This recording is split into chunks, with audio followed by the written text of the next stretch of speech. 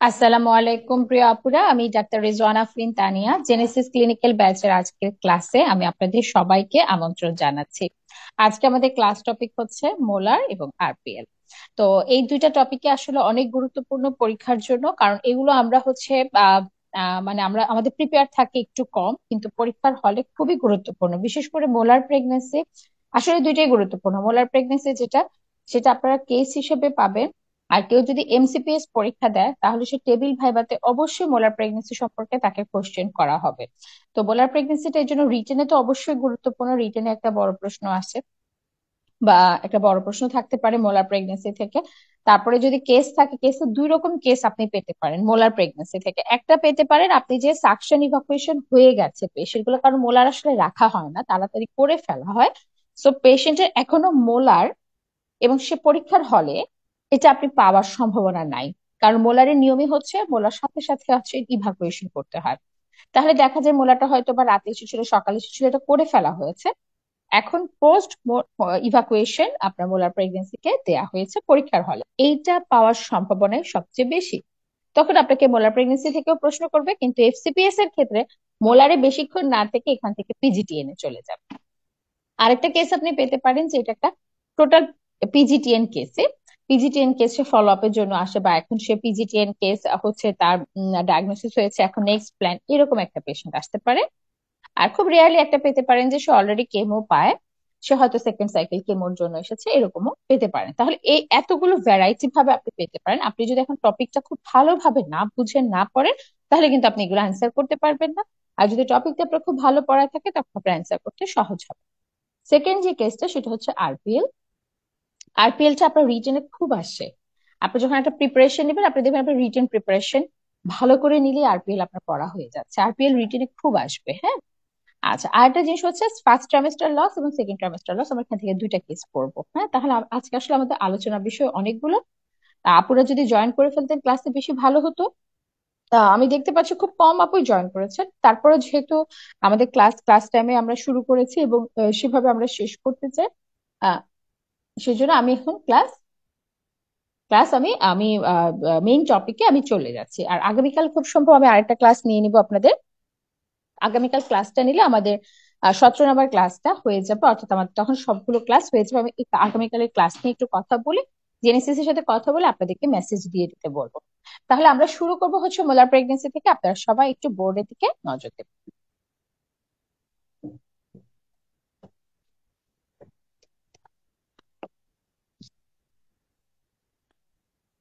আচ্ছা, তাহলে আমরা মোলার প্রেগনেন্সিতে আসছি। মোলার প্রেগনেন্সি, আচ্ছা, একটা মোলার প্রেগনেন্সি আপনার কাছে কিভাবে প্রেজেন্ট করতে পারে? হ্যাঁ, মোলার প্রেগনেন্সি অথবা মোলার প্রেগনেন্সি জিনিসটা কি? মোলার প্রেগনেন্সি ইনসিডেন্স কি? মোলার প্রেগনেন্সি ইনসিডেন্স হচ্ছে 200 প্রেগনেন্সিতে একটা। এটা কিন্তু আমাদের এই উপমহাদেশে খুব কমন, এটা কিন্তু আপনার বাইরের দেশগুলোতে একটু আনকমন। যারা বলা হয় যারা রাইস ইটার, যারা ভাত খায়, তাদের মধ্যে এটা বেশি কমন। কেন সেটা যারা জানে, তবে তাদের মধ্যে এটা বেশি কমন। আচ্ছা, এখন মোলার প্রেগনেন্সি যদি আমি ডেফিনেশন জানতে চাই, what is the definition of hydatidiform mole, মানে মোল বা মোলার হাইড্রাটিফর্ম মোল, এটাই হচ্ছে মোলার প্রেগনেন্সি। এটা হচ্ছে it's a benign condition of malignant potential. It's a benign condition, কিন্তু যেটা আছে malignant potential. Malignant potential, benign condition কিন্তু ম্যালিগনেন্ট হতে পারে, where there is partly degenerative, and partly proliferative change of young chorionic villi। অর্থাৎ chorionic যে villi, placenta যে আছে, প্লাসেন্টা যে কোরিয়নিক ভিলাই, সে ভিলাই গুলোর পার্টলি ডিজেনারেটিভ চেঞ্জ হবে, পার্টলি প্রলিফারেটিভ চেঞ্জ হবে। সেটা কেমন? এখন ভিলাই দেখতে কেমন? ভিলাই দেখতে হচ্ছে এরকম। ভিলাইয়ের বাইরে এখানে হচ্ছে সিন সাইটোট্রফোব্লাস্ট, আর ভেতরে হচ্ছে সাইটোট্রফোব্লাস্ট। হ্যাঁ, সিন সাইটোট্রফোব্লাস্ট এন্ড সাইটোট্রফোব্লাস্ট। আর এখানে থাকে হচ্ছে ব্লাড ভেসেল, যেটাকে আমরা বলি মেজেনকাইম। So scene সাইটোট্রফোব্লাস্ট, সাইটোট্রফোব্লাস্ট, মেজেনকাইম। এখানে কি হয় মোলার প্রেগনেন্সিতে, সাইটোট্রফোব্লাস্ট এবং সিন সাইটোট্রফোব্লাস্ট এই জায়গাটার হয় প্রলিফারেশন, এগুলো বড় হতে থাকে। এবং যে ভিলাই, মেজেনকাইম, এখানে হয় ডিজেনারেশন। ডিজেনারেশন, তাহলে এখানে ডিজেনারেশন হলে ব্লাড ভেসেল গুলো চলে যাবে, কোনো ব্লাড ফ্লো হবে না। তখন এই জায়গাটাতে ফ্লুইড অ্যাকুমুলেশন হবে, ফ্লুইড। এখানে ফ্লুইড অ্যাকুমুলেশন হবে, কারণ ব্লাড ভেসেল ডিজেনারেশন হয়ে গেছে, ডিজেনারেটিভ জায়গাটা তো আর ওভাবে থাকবে না, সেখানে তখন ব্লাড ভেসেলের গুলো নষ্ট হয়ে ওখানে হচ্ছে ফ্লুইড অ্যাকুমুলেশন হবে, হয়ে এটা একটা ভেসিকেলে পরিণত হবে, এরকম ভেসিকেলে পরিণত হয়, যেগুলো আমরা একদম গ্রেপ লাইক স্ট্রাকচার হিসেবে দেখতে পাই। So it's a benign condition of malignant potential where there is partly proliferative and partly degenerative changes of young chorionic villi. তাহলে সিনসাইটোট্রফোব্লাস্ট এন্ড সাইটোট্রফোব্লাস্টের হবে প্রলিফারেশন এন্ড মেসেনকাইমের হবে ডিজেনারেশন। এখন এসে পেশেন্ট আমাদের কাছে কি ধরনের ফিচার নিয়ে আসে।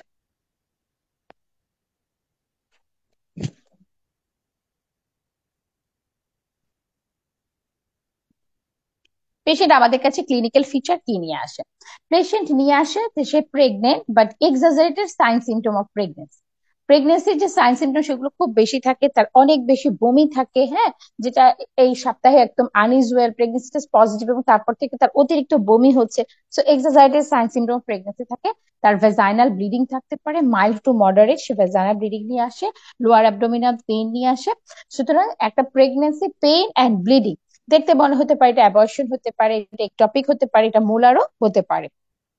অনেক ক্ষেত্রে পেশেন্টরা বলতে পারে যে গ্রেপ লাইক স্ট্রাকচার সে পাচ্ছে, খুব কম ক্ষেত্রে গ্রেপ লাইক স্ট্রাকচার পেশেন্ট এতটা বলতে পারে না, হ্যাঁ, গ্রেপ লাইক স্ট্রাকচার খুব কম ক্ষেত্রে সে পাচ্ছে। এরপরে যখন আপনি এক্সামিনেশন করবেন, জেনারেল এক্সামিনেশনে পাবেন যে পেশেন্ট গুলো কিন্তু বেশ অ্যানেমিক থাকে, কারণ তাদের অনেকখানি ব্লাড লস হয়ে যায়, ডিহাইড্রেটেড থাকে, ডিহাইড্রেশন থাকে, পেশেন্ট গুলো কিন্তু ব্লাড প্রেশার রেজড থাকতে পারে, ব্লাড প্রেশার রেজ থাকে। এরপর আপনি যদি আপনি অ্যাবডোমিনাল এক্সামিনেশনে দেখেন, আপনি পাবেন height of the uterus more than the week of gestation. Height of the ইউটেরাসটা বেশি, দেখা যায় এটা 12 সপ্তাহ প্রেগনেন্সি বাট ইউটেরাসটা 20 সপ্তাহ সাইজ এরকম থাকতে পারে, এবং ইউটেরাসের মধ্যে একটা ডাউই ফিলিং থাকবে, মানে কাদার মতো চাপ দিলে মনে হচ্ছে বসে যাচ্ছে এরকম থাকবে, কারণ এখানে কোনো অ্যামনটিক ফ্লুইড থাকে না, এই জন্য মনে হচ্ছে ইউটেরাসটা চাপ দিলে বসে যাচ্ছে। এটা পারাবডোমিনালে আপনি পাবেন, পিভিতে আপনি ব্লিডিং পাবেন। তারপরে যখন আমরা ইনভেস্টিগেশন করব, আমরা ইনভেস্টিগেশন আমাদের ব্লাড গ্রুপ করতে হবে ফর ম্যানেজমেন্ট পারপাস, আমাদেরকে অবশ্যই সিবিসি করতে হবে কারণ হিমোগ্লোবিন ড্রপ করে, আমাদেরকে করতে হবে আল্ট্রাসাউন্ড। আল্ট্রাসাউন্ডে আপনি যেটা পাবেন সেটা হচ্ছে typical snow storm appearance, typical snow storm, হ্যাঁ, স্নো স্টর্ম অ্যাপিয়ারেন্স, এই কথাটা মনে রাখতে হবে, টিপিক্যাল স্নো স্টর্ম অ্যাপিয়ারেন্স আমরা পাবো আল্ট্রাসোনোগ্রামে। এটা ছাড়াও আমরা যেটা করব সেটা হচ্ছে বিটা এসিজি লেভেল দেখবো, এটা আমাদেরকে বেসলাইন বিটা এসিজিটা খুব ইম্পর্টেন্ট, সেজন্য এটা আমাদেরকে দেখতে হবে। এবং আমরা একটা চেস্ট এক্সরে করব, এটা কোনো ধরনের লাঙে কোনো ধরনের চেঞ্জ অলরেডি এনেছে কিনা সেটা বোঝার জন্য। এটা ছাড়াও আমরা করব হচ্ছে থাইরয়েড ফাংশন টেস্ট। তো এই টেস্ট গুলো আমাদেরকে করতে হবে, 1 2 3 4 5 6, এই 6 ধরনের টেস্ট মোটামুটি আমাদেরকে করতে হবে, 6 ধরনের টেস্ট করতে হবে। এই এই গেল আমাদের ইনভেস্টিগেশন। আচ্ছা, এখন এখানে একটু এটা হচ্ছে নর্মাল কথাবার্তা। এখন যদি এটাকে আমরা আরেকটু অন্যভাবে পড়তে চাই, যে আমরা যেসব মেইন বইগুলো আমরা পড়বো, যেমন ব্লু টপ গাইডলাইন, এটা কিন্তু ব্লু টপ গাইডলাইন থেকে আমরা বেশিরভাগ পড়েছি, এটা হচ্ছে ওজিএসবির একটা গাইডলাইন মোলার প্রেগনেন্সির জন্য, ব্লু টপ গাইডলাইন। আপনারা কিন্তু ওখান থেকে মোলার প্রেগনেন্সি পড়বেন, 2012-তে ব্লু টপ গাইডলাইন এসেছে, ব্লু টপ গাইডলাইন থেকে এটা পড়া উচিত। তো এখানে প্রশ্ন করার সময় ম্যাডামরা জিজ্ঞাসা করে সবচেয়ে কমন কি ফিচার নিয়ে পেশেন্টরা আসতে পারে। এটা তো আপনি অ্যাজ এ হোল পড়েছেন, এখন আপনাকে এভাবে স্পেসিফিক্যালি জিজ্ঞাসা করতে পারে সবচেয়ে কমন কোন ফিচার নিয়ে আসতে পারে। 3টা ফিচার নিয়ে আসতে পারে, একটা হচ্ছে ইরেগুলার পিভি ব্লিডিং, সেকেন্ড হচ্ছে প্রেগনেন্সি টেস্ট পজিটিভ, অর্থাৎ প্রেগনেন্সি টেস্ট পজিটিভ এবং ইরেগুলার পিভি ব্লিডিং এবং পজিটিভ আল্ট্রাসাউন্ড, তাহলে আর কিচ্ছু লাগবে না, এটা হচ্ছে মোস্ট কমন। পেশেন্ট প্রেগনেন্ট, তার পিভি ব্লিডিং হচ্ছে, আলট্রাসোনোগ্রামে স্নোস্টর্ম অ্যাপিয়ারেন্স, এটা এটা most common presentation. Less commonly কিছু পেশেন্ট প্রেজেন্ট করতে পারে এভাবে যে তার হাইপারমেসিস গ্র্যাভিডেরাম হচ্ছে, কিছু কিছু পেশেন্ট প্রেজেন্ট করতে পারে তার হাইপার থাইরয়েডিজমের যে ফিচার সেগুলো নিয়ে প্রেজেন্ট করতে পারে, কিছু কিছু পেশেন্ট প্রেজেন্ট করতে পারে থেকাল লুটিয়াল সিস্ট নিয়ে, যদি সিস্টের সাইজটা 6 সেন্টিমিটারের চেয়ে বেশি হয়, এবং হচ্ছে প্রি এক্লাম্পসিয়া সাইন সিমটম নিয়েও প্রেজেন্ট করতে পারে। Very rarely rarely patient present করতে পারে সিজার নিয়ে। রেয়ারলি বলতে বুঝাচ্ছে যে পেশেন্টের যে আগে মোলার হয়েছে সে জানেই না, সে অলরেডি মেটাস্টেসিস নিয়ে, ব্রেইন মেটাস্টেসিস নিয়ে অথবা লাং মেটাস্টেসিস অর্থাৎ হেমোপ্টাইসিস নিয়েও পেশেন্ট প্রেজেন্ট করতে পারে, কারণ অ্যাবর্শন থেকেও তো মোলার হয়, আমরা তো কয়টা অ্যাবর্শন আমরা ফলো আপ করি। তো এভাবেও আপনাকে জিজ্ঞাসা করতে পারে। এটা হচ্ছে মেইন বইতে এভাবে লেখা, most common presentation, less common and rarely. এটা জাস্ট আপনি মাথায় রাখলেন, বাট আমি প্রথমে যেটা বলেছি ওটা কিন্তু আমাদের লাগবে। এখন আসি আমরা মোলার প্রেগনেন্সিতে আমরা কিভাবে ট্রিটমেন্ট দিব এবং মোলার প্রেগনেন্সি আমরা কিভাবে ফলো আপ করব। আচ্ছা, আপুরা কি আবার কথা শুনতে পাচ্ছেন? আপুরা আমার কথা শুনতে পাচ্ছেন? জি আপু। জি আপু। আচ্ছা, ঠিক আছে। মোলার প্রেগনেন্সি ট্রিটমেন্ট কি?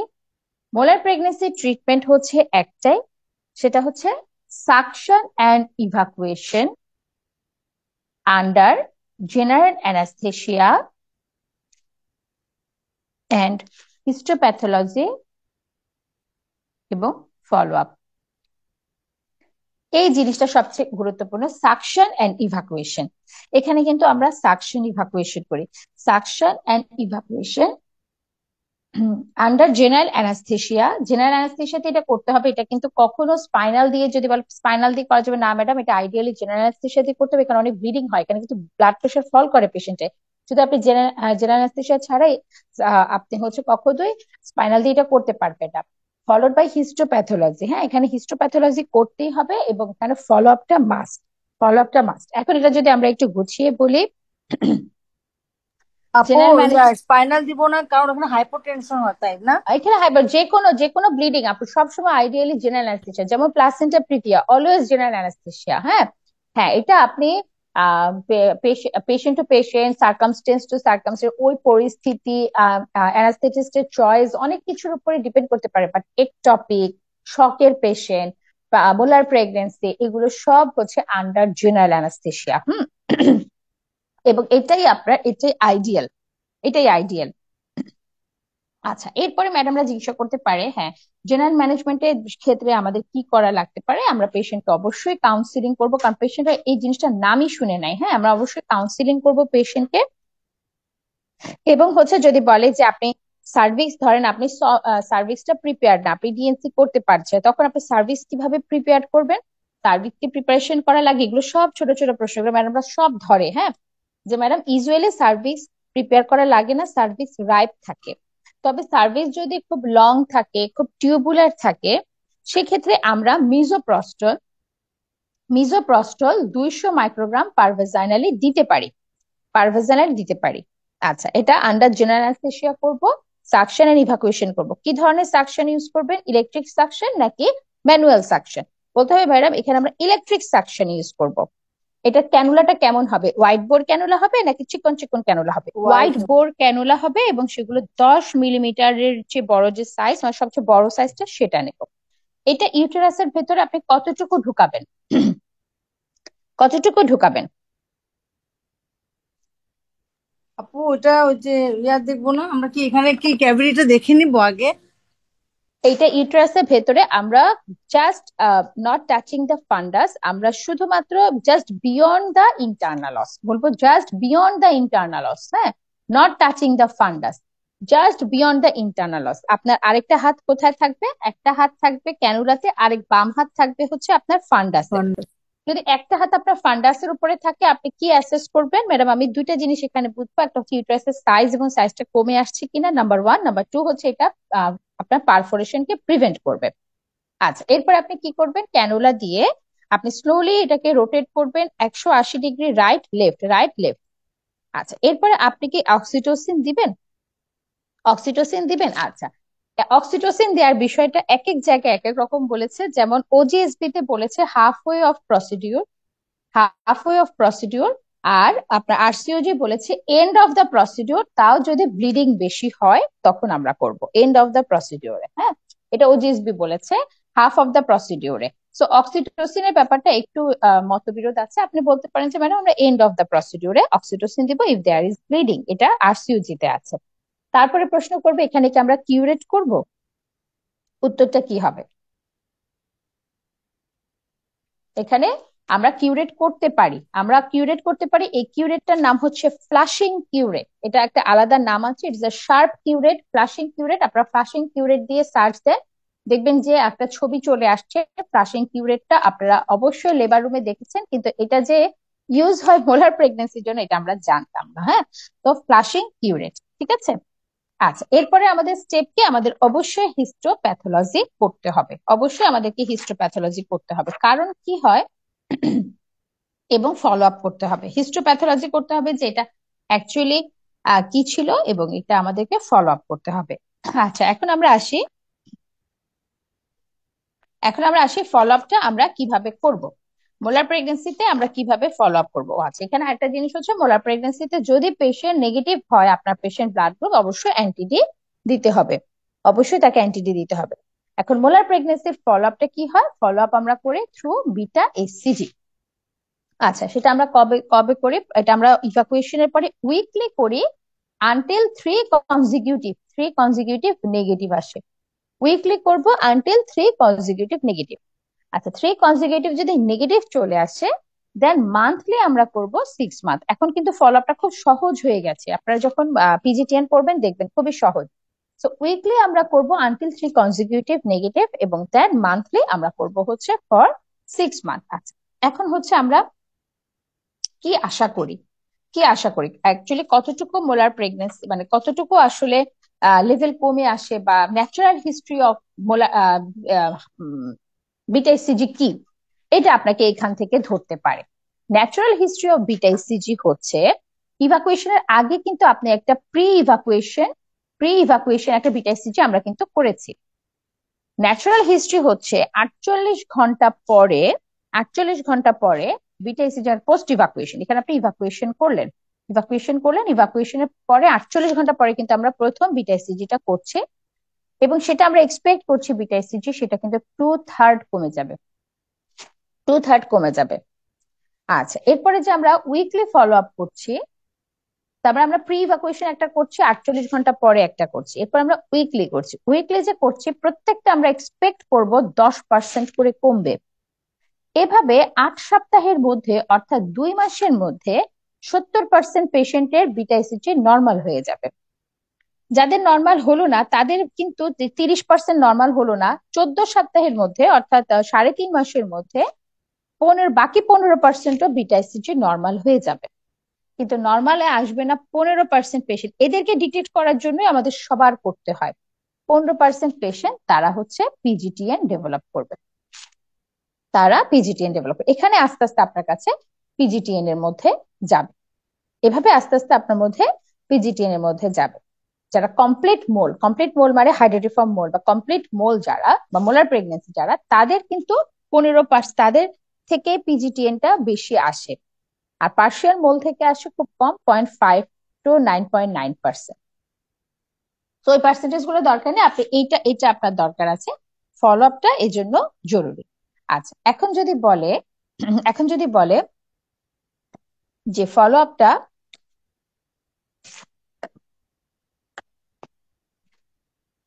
আচ্ছা, how will you follow up the case, হ্যাঁ, শুধু প্রশ্নটা যদি এভাবে বলে যে কিভাবে আপনি ফলো আপ করবেন, তখন কিন্তু উত্তরটা একটু অন্যভাবে দিতে হয়।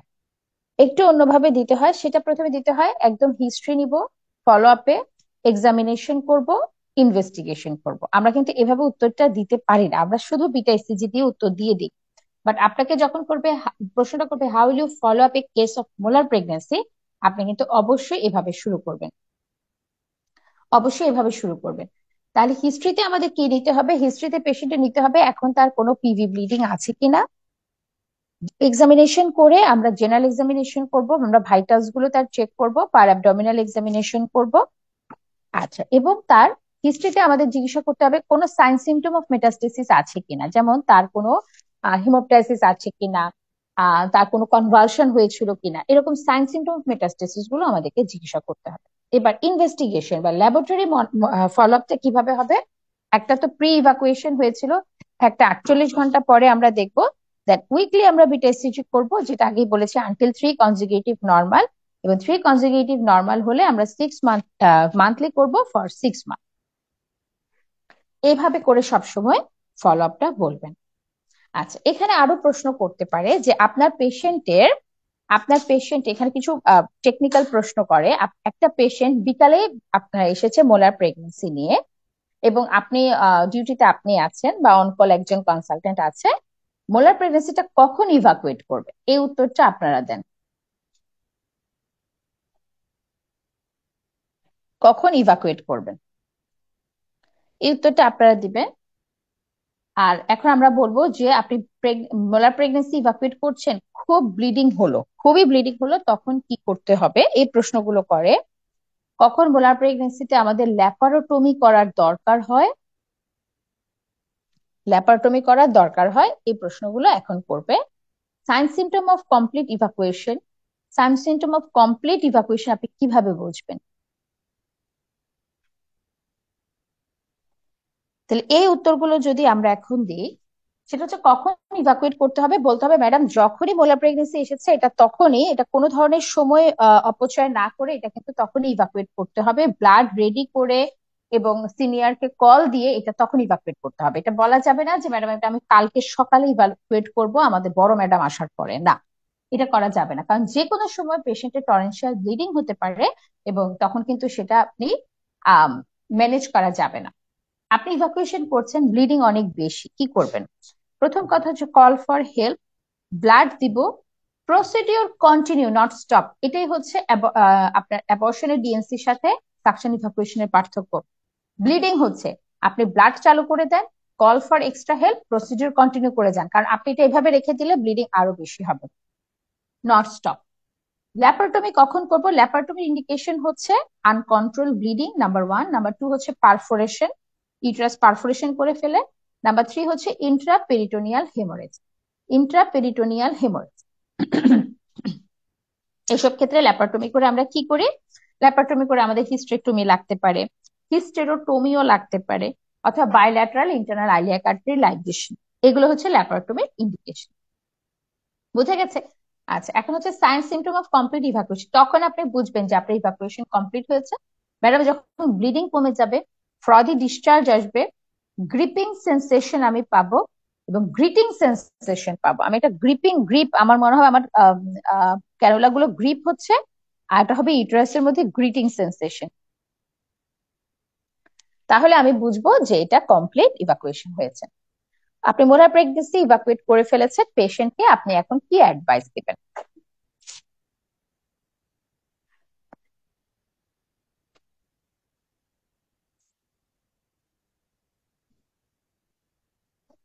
আচ্ছা, কি অ্যাডভাইস দিব? একটা হচ্ছে পেশেন্টে বিটা ইসিজি নর্মালে না, নর্মালি হওয়ার 6 মাস পর্যন্ত পেশেন্ট কিন্তু প্রেগনেন্ট হতে পারবে না, until beta hCG normal for 6 month, 6 মাস ধরে বিটা ইসিজি নর্মাল এরকম না আসা পর্যন্ত পেশেন্ট কনসিভ করতে পারবে না। তো আমরা আরেকটু সেফ সাইডে থাকার জন্য পেশেন্টকে 1 বছর কন্ট্রাসেপশন দিই। এই কন্ট্রাসেপশন আমরা কি দিব, এটাও কিন্তু প্রশ্ন করে।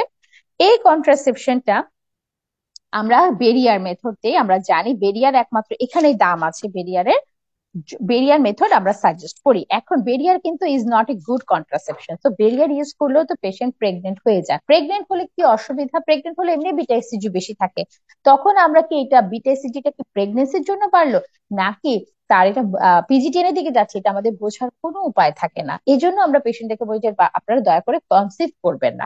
এখন বেরিয়ার ইউজ করতে গিয়ে অনেক ধরনের অ্যাক্সিডেন্ট হয়, পেশেন্ট কিন্তু কনসিভ করে ফেলতে পারে। তো পেশেন্ট বলতে পারে যে আমি পিল খেতাম আগে, আমার জন্য ওইটাই সুবিধা, তখন আপনি বেরিয়ার দিতে পারবে, বেরিয়ার দেন। কিন্তু যদি এরকম হয় যে অন্য একটা কন্ট্রাসেপশন পেশেন্টের প্রয়োজন, বেরিয়ারে পেশেন্টের আপনার মনে হচ্ছে না যে তার কমপ্লায়েন্স বেশি ভালো হবে, তখন ওসিপিও দেয়া যায়, বাট ওসিপি দেওয়ার নিয়ম হচ্ছে যতক্ষণ পর্যন্ত বিটা ইসিজি নর্মাল আসছে না ততক্ষণ পর্যন্ত আপনি বেরিয়ার দেন।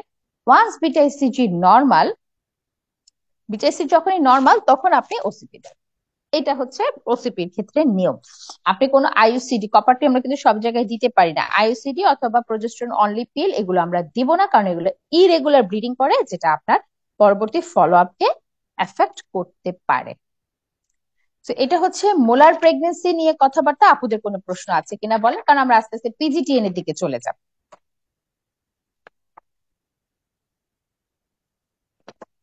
আচ্ছা, এখানে আরো ছোট ছোট কয়েকটা প্রশ্ন করতে পারে, আমাদের মেইন আপু পড়া মোলার মোলার প্রেগনেন্সির পরে নেক্সট প্রেগনেন্সি কি 6 মাস নাকি 1 বছর পর নিতে পারবো? 1 বছর পরে, 1 বছর পরে। কারণ আপনি দেখবেন আপনি যখন বলেছে বিটাইসিজি অ্যাটলিস্ট বিটাইসিজি নর্মাল আছে 6 মাস ধরে, এরপরে সে প্রেগনেন্ট হতে পারবে। বিটা এসিজি 6 মাস ধরে নর্মাল, এরপরে সে প্রেগনেন্ট হতে পারবে। এই জন্য আমরা 1 বছর পর্যন্ত তাকে কন্ট্রাসেপশন প্রেফার করি। ঠিক আছে, আচ্ছা এখন সাকশন ইভাকুয়েশন কেন সুপিরিয়র, কেন আপনি এখানে ডিএনসি বা এগুলো করছেন না? তো এটার উত্তর হচ্ছে যে এটা একটা নেগেটিভ প্রেশার ক্রিয়েট করে, সুতরাং অনেক বেশি মোলার টিস্যু অল্প সময়ের মধ্যে ইভাকুয়েট হয়ে যায়। এখানে পারফোরেশনের চান্স কম, ব্লিডিং এর চান্স কম। এই জন্য সাকশনের ইভাকুয়েশন ইজ সুপেরিয়র। আচ্ছা, এরপর আপনাকে একটা প্রশ্ন করতে পারে, কোন পেশেন্টরা হাই রিস্ক অফ ডেভেলপিং পিজিটিএন? পিজিটিএন কাদের, যে মোলার প্রেগনেন্সি থেকে তো পিজিটিএন হবে, হ্যাঁ, পিজিটিএন হওয়ার সম্ভাবনা কাদের বেশি? এবার আপুরা সাইজ যদি বড় থাকে, তারপর বিটিএসসি লেভেল যদি বেশি থাকে।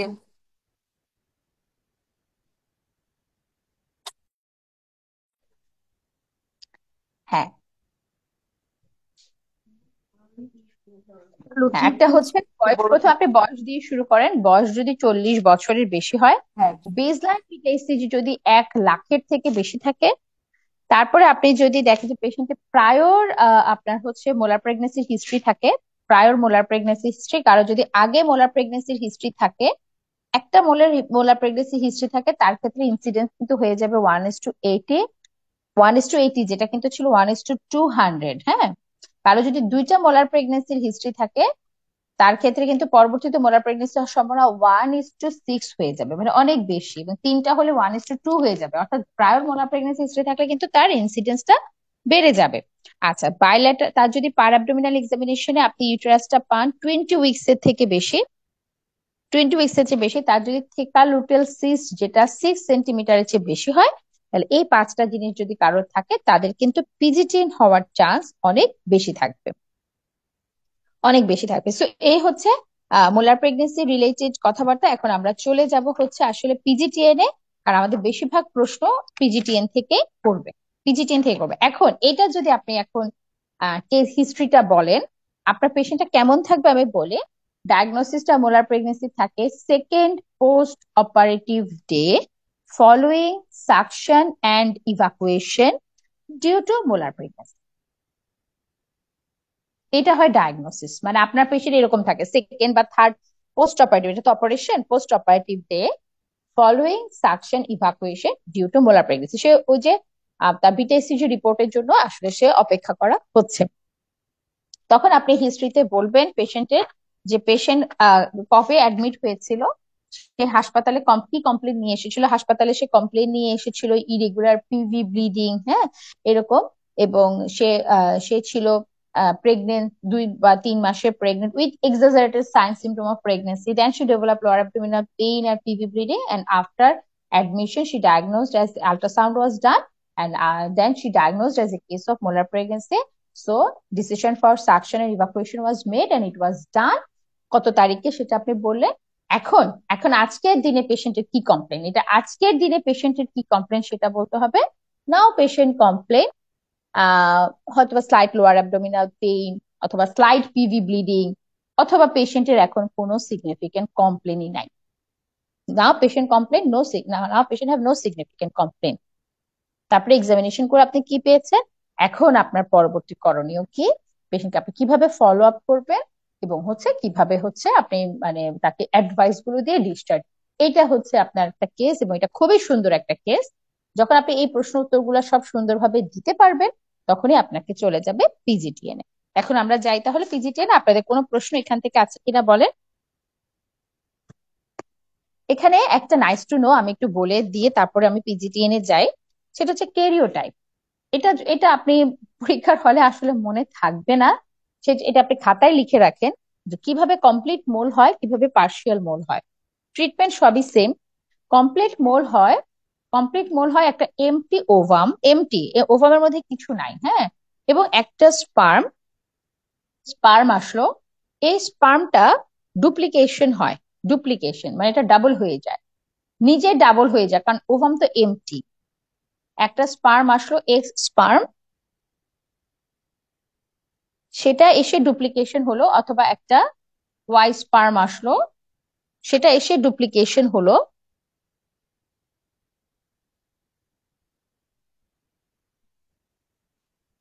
একটা এক্স একটা ওয়াই, হ্যাঁ, অথবা দুইটা স্পার্ম আসলো। দুই ভাবে হতে পারে, একটা হচ্ছে একটা এসে ডুপ্লিকেশন হলো, আরেকটা হচ্ছে যেহেতু এখানে ওভামটা এমটি, সুতরাং দুইটা স্পার্ম আসলো এসে তারা হচ্ছে কি ফর্ম করলো, এটা যেহেতু ডুপ্লিকেশন হয়েছে 46XX, আর এখানে ডুপ্লিকেশন হয়ে 46XY, এখানে কিন্তু কোনো মায়ের কোনো অবদান নাই, মায়ের কোনো কন্ট্রিবিউশনও নাই, কারণ মায়ের এটা এমটি ওভাম। সুতরাং কমপ্লিট মোলে থাকে এমটি ওভাম, এখানে স্পার্ম আইদার ডুপ্লিকেশন হয় অথবা দুইটা স্পার্ম আসে, এসে এটার ক্যারিওটাইপ হয় 46XX অথবা 46XY। কিন্তু পার্শিয়াল মোলে বা ইনকমপ্লিট মোলে যেটা হয়, পার্শিয়াল মোলে এখানে কিন্তু ফিমেল যে সে কিন্তু এমটি থাকে না। তো ফিমেল থাকে হচ্ছে 23X। এখন এখানে এখানে আসতে পারে হচ্ছে দুইটা দুইটা করে স্পার্ম, দুইটা দুইটা করে স্পার্ম XX, এবং সেটা ডাবল হয়, ডাবল হয়, একটা একটা এক্স অথবা একটা ওয়াই, যেটাই আসুক সেটা ডাবল হলো, হ্যাঁ। একটা এক্স এসে সেটা ডাবল হলো, একটা ওয়াই এসে সেটা ডাবল হলো, তখন এটা ক্যারিওটাইপ হয়ে যাবে 69, 69XX অথবা 69XYY, XXX অথবা 69XYY, কিংবা দুইটা সেপারেট আপনার স্পার্ম আসলো, দুইটা আসলো 23X 23X 23Y, কিন্তু ডুপ্লিকেট হতে পারে না, 23X 23Y এরকম আসলো, যে দুইটা আসলো, এটা হচ্ছে একটা এসে ডাবল হলো, একটা হচ্ছে দুইটা সেপারেট আসলো, এসে এখানে ক্যারিওটাইপ হবে 69XX, সুতরাং পার্শিয়াল মোলের ক্যারিওটাইপ হতে পারে 69XX, 69XXY অথবা 69XYY। যেহেতু ফিমেলে কোনো ওয়াই নাই, সুতরাং 69YYY হতে পারে না, হ্যাঁ। তো এই হচ্ছে ক্যারিওটাইপ। এখন এটা আপনি পরীক্ষার হলে আপনি হঠাৎ করে এটা আপনার মাথাতে আসবে না। তো পরীক্ষার হলের জন্য আপনি কিভাবে বলবেন, বলবেন যে ম্যাডাম কমপ্লিট মোলে এমটি ওভাম দুইটা স্পার্মের সাথে আহ, একসাথে হয়ে তারপরে ফর্ম হয়, আর পার্শিয়াল মোলে এমটি না, এখানে হচ্ছে একটা সিঙ্গেল ওভাম দুইটা স্পার্মের সাথে অথবা একটা স্পার্ম ডুপ্লিকেশন হয়ে মোলার প্রেগনেন্সি হচ্ছে। তো এটা হচ্ছে কমপ্লিট মোল এবং পার্শিয়াল মোলের ক্যারিওটাইপ। একটাতে এমটি ওভাম কথাটা শুধু বললে এটা বোঝা যাবে। কোনো প্রশ্ন আছে কিনা বলেন, নাহলে আমরা চলে যাই পিজিটিএন এ।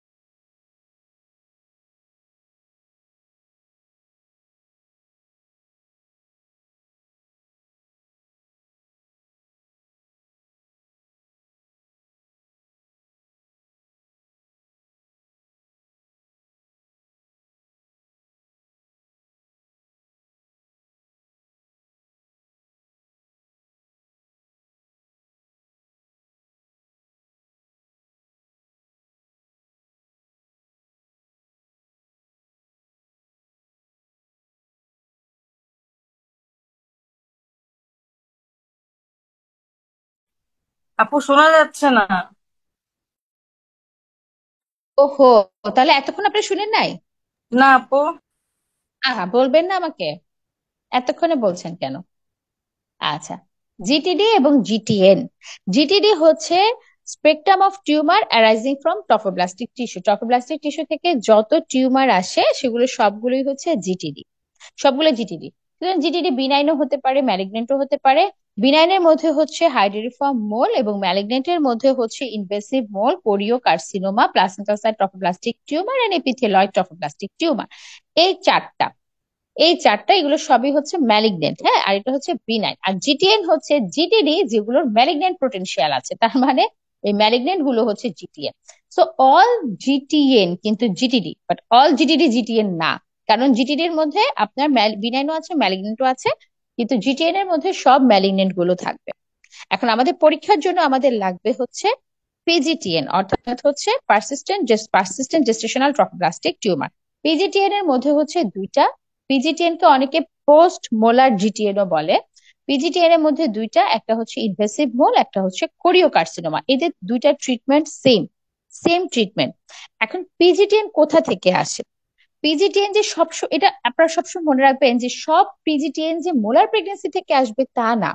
50% মোলার প্রেগনেন্সি থেকে আসবে, 50% আসবে মোলার প্রেগনেন্সি থেকে। 50% পিজিটিএন এগুলো আসবে মোলার প্রেগনেন্সি থেকে, বা 25% অ্যাবর্শন থেকে আসতে পারে। কত অ্যাবর্শন এমনি হয়ে যাচ্ছে আমরা জানি না, সেগুলো কিন্তু আপনার কাছে মোলার নিয়ে আসতে পারে, মানে পরবর্তীতে ইনভেসিভ মোল অথবা কোরিওকার্সিনোমা নিয়ে আপনার কাছে আসতে পারে। আর 25% আসে হচ্ছে নর্মাল প্রেগনেন্সি থেকে। ইভেন নর্মাল প্রেগনেন্সির জন্য আমরা বলি যে একটা পেশেন্ট যদি বাচ্চা হওয়ার পরে অনেক ইরেগুলার পিভি ব্লিডিং থাকে অনেক দিন ধরে, তখন কিন্তু আমরা তার অবশ্যই বিটা দেখি। সুতরাং 25% পেশেন্ট নর্মাল প্রেগনেন্সি নিয়েও আসতে পারে, নর্মাল প্রেগনেন্সি নিয়েও আসতে পারে। তাহলে 50% মোলার প্রেগনেন্সি নিয়ে থেকে 25% অ্যাবর্শন থেকে আসতে পারে, এবং 50% নর্মাল প্রেগনেন্সি নিয়েও আসতে পারে। তার মানে একটা প্রেগনেন্সির আউটকাম যেটাই হোক, সেটা অ্যাবর্শন হোক, নর্মাল প্রেগনেন্সি হোক, মোলার হোক, আমাদের কিন্তু পেশেন্টদেরকে পরবর্তীতে খুব ক্লোজলি ফলো আপটা আসলে করতে হবে। এখন আপনি কিভাবে ডায়াগনোসিস করবেন? আমরা কিভাবে ডায়াগনোসিস করি, বা এটা এটা ডায়াগনোসিসটা মেইনলি হয় কেমিক্যাল ডায়াগনোসিস বা biological diagnosis rather than histopathology. হিস্টোপ্যাথোলজির এখানে আমরা জানি যে সব টিউমারে হিস্টোপ্যাথোলজির অনেক ভূমিকা। একমাত্র ব্যতিক্রম হচ্ছে মোলার প্রেগনেন্সি, এটা একটা ক্যান্সার, বাট এখানে মেইন ডায়াগনস্টিক ফ্যাক্টর হচ্ছে বায়োকেমিক্যাল। বায়োকেমিক্যাল মার্কারই হচ্ছে এখানে মেইন, এটা এর জন্য একটু অন্যরকম। সেটা আমরা কিভাবে ডায়াগনোসিস করি, এটা ফিগো বলেছে 2000 2000 সালে। ফিগোর একটা ডায়াগনোসিস যে পিজিটিএন আপনি কিভাবে ডায়াগনোসিস করবেন। নাম্বার ওয়ান হচ্ছে beta ECG plateau for 4 consecutive value over 3 weeks. আমি এটা বুঝিয়ে দিব আপনাদের। Beta ECG level increase for 3 consecutive value over 2 weeks. Persistent beta ECG after 6 months, অঙ্ক করো। Persistent beta ECG after 6 months of evacuation। এই তিনটা হচ্ছে মেইনলি আপনার কিভাবে আপনি বুঝতে পারবেন। 4 নাম্বার একটা বলতো, এটা এখন আর বলে না, সেটা হচ্ছে histopathological diagnosis of choriocarcinoma. But হিস্টোপ্যাথোলজিতে এটা ডায়াগনোসিস করা খুব কঠিন, এই জন্য এটা কিন্তু বাদ হয়ে গেছে। এখন এটা আর কেউ বলে না, এটা পুরাতন, এটা আপনারা বাদ দিয়ে দিতে পারেন। হিস্টোপ্যাথোলজিক্যাল ডায়াগনোসিস অফ কোরিওকার্সিনোমা আপনারা এই তিনটা মনে রাখবেন, আমরা কিন্তু এই তিনটা দিয়ে বুঝি। এখন কিভাবে, এটা জিনিসটা কি? তার মানে এখন হিস্টোপ্যাথোলজি দিয়ে ডায়াগনোসিসটা হয় না। এটা কি? সেটা হচ্ছে পারসিস্টেন্ট বিটা ইসিজি হচ্ছে plateau. What is plateau? What is increase? What is decrease? Beta ECG যখন আমরা মেজার করি, এটা যদি আপনার 10% দেন, এই সপ্তাহ থেকে ওই সপ্তাহ এটা 10% চেয়ে বেশি বেড়ে গেল, তখন এটাকে আমরা বলি ইনক্রিজ। কমেছে 10% চেয়ে বেশি কমেছে, এটাকে আমরা বলি ডিক্রিজ। একটু কমেছে অথবা একটু বেড়েছে, 10% চেয়ে কম কমেছে, 10% চেয়ে কম বেড়েছে, তার মানে এটা কেমন হবে? এটা গ্রাফটা এইরকম এইরকম এরকম একটা গ্রাফ হবে, কিছু কমে কিছু বা এরকম একটা গ্রাফ হবে। ইনক্রিজের গ্রাফ হবে এরকম, ইনক্রিজ বিটা এসসিজি। ডিক্রিজের গ্রাফ হবে এরকম, কিন্তু প্ল্যাটোর গ্রাফ হবে এরকম, কমে কমে কিন্তু 10% চেয়ে বেশি না, বাড়ে কিন্তু 10% চেয়ে বেশি না, এটাকে বলা হচ্ছে প্ল্যাটো। সো বিটাইসি যে আপনি যখন উইকলি মনিটর করবেন, আপনি যদি দেখেন 3 সপ্তাহে 4টা ভ্যালু হবে, এটা সপ্তাহের শুরু, 1 সপ্তাহ গেল, 2 সপ্তাহ গেল, 3 সপ্তাহ, 3 সপ্তাহে এই একটা সপ্তাহ, 2টা সপ্তাহ, 3টা সপ্তাহ, 3টা সপ্তাহে আমরা কিন্তু 4টা ভ্যালু পাই। 3টা সপ্তাহে 4টা ভ্যালু পাই, শুরুতে, শেষে, শেষে, শেষে। 3 সপ্তাহে 4টা ভ্যালু আপনি যদি দেখেন যে 4টাই প্ল্যাটু, বাড়ছে কিন্তু 10%-এর বেশি না, কমছে কিন্তু 10%-এর বেশি না, তখন এটা আপনাকে বলে দিতে হবে পিজিটিএন। তাহলে আপনি দেখেন 3 সপ্তাহ পরে কিন্তু আপনি বলে দিতে পারছেন, দ্রুত ডায়াগনোসিস হয়। একটা হচ্ছে বিটা এসিজি লেভেল বাড়ছে 3 সপ্তাহে, 2 সপ্তাহে 3টা ভ্যালু, তো আপনি 2 সপ্তাহের ভ্যালু নিতে গেলে 3টা ভ্যালু পাবেন। আপনি যদি দেখেন 10%-এর যে বেশি বিটা এসিজি বেড়ে গেছে, তার মানে তো এটা বাড়ছে। আমি তো এক্সপেক্ট করেছিলাম কমবে, 10%-এর চেয়ে বেশি কমবে। আচ্ছা, আরেকটা হচ্ছে ইভাকুয়েশন এই সময় করা হয়েছিল, সাকশন ইভাকুয়েশন জানুয়ারিতে, এখন জুন মাসে যে আপনি বিটিএসসিজি দেখছেন সেটা বাড়তি। 6 মান্থ আফটার ইভাকুয়েশনও আপনার বিটিএসসিজি বাড়তি। এটা এটা অ্যাকচুয়ালি ইউজ করা, এটাও আসলে ইউজ করা উচিত না, এতদিন লাগে না, এটা ডায়াগনোসিস করতে লাগা উচিত না। কিন্তু ধর পেশেন্ট আসেনি কোনো ফলো আপে, জানুয়ারি মাসে একটা ইভাকুয়েশন হয়েছিল, এখন জুন মাসে তার বিটিএসসিজি বেশি, পেশেন্ট ইজ নট প্রেগনেন্ট, এটা আসলে প্রেগনেন্সি না, তখন আপনি এটা বলতে পারেন যে এটা পিজিটিএন। এটা ক্লিয়ার? কারণ আমরা এখন কেসটা পড়বো, যখন আপনি দেখবেন যে কেসটা এটাই বলছে। এরপর আমরা এই এই কেসটারই আমরা কিভাবে ট্রিটমেন্ট দিব, কিভাবে ফলো আপ করবো, সেই জিনিসগুলো জানবো। এতটুকু বুঝেছেন?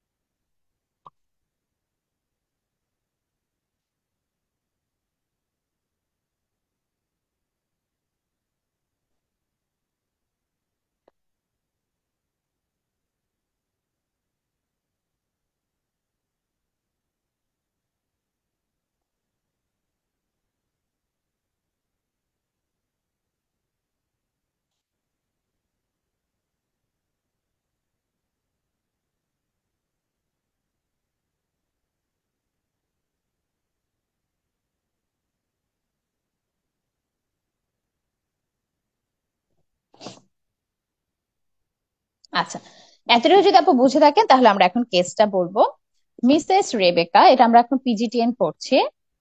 PGTN, Mrs. Rebecca, 23 years old, para 1 vaginal delivery, housewife of low socioeconomic, এটা সাধারণত low socioeconomic condition হয়, low socioeconomic condition, hailing from Narayanganj, got admitted in this hospital with the chief complaints of irregular pervaginal bleeding। একটু ভালো করে শুনেন, irregular pervaginal bleeding following evacuation 6 months back।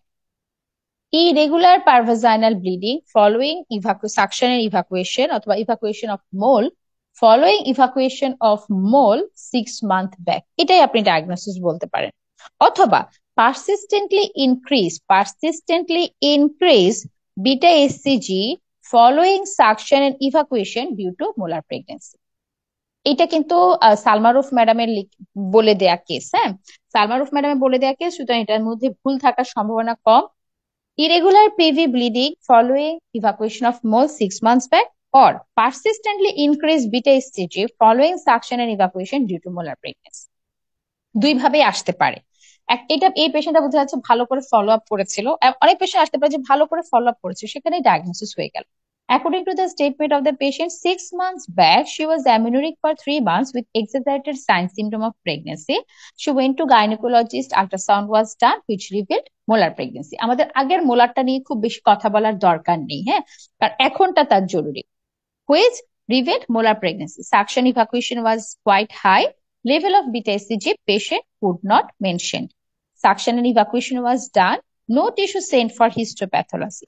Patient was advised to come for follow-up with beta HCG report, but due to some financial and familial issues, she could not come for follow-up. Patient again developed pervaginal bleeding after 22 days following her suction evacuation. For this reason, she went to local doctor and DNC was done for 2 times, 3 months and 4 months back. Her bleeding was bright red in color, scanty in amount. For this reason, she went referred to this hospital for further management. After admission, her beta HCG level was dash. আমি এটা একটু কঠিন case বলছি, হ্যাঁ, কারণ আমাদের সময় এটা এটা একটা কেস প্রেজেন্টেশন ছিল, যেটাতে কেসটা কঠিন ছিল। আমি কেসটা কঠিন কেসটাই আমি রেখেছি যেন আপনারা সহজটা বলতে পারেন। তো এই পেশেন্টটার কি ছিল? এই পেশেন্টটা ছিল যে 6 মাস আগে সে 3 মাসের অ্যামেনোরিক ছিল with exaggerated sign symptom of pregnancy. এটাতে বুঝাই দিচ্ছেন যে সেটা মোলার প্রেগনেন্সি ছিল। সে ওয়েন্ট টু গাইনোকোলজিস্টের কাছে গিয়েছে, ultrasound was done which revealed molar pregnancy. এটা হচ্ছে 6 মাস আগের কথা।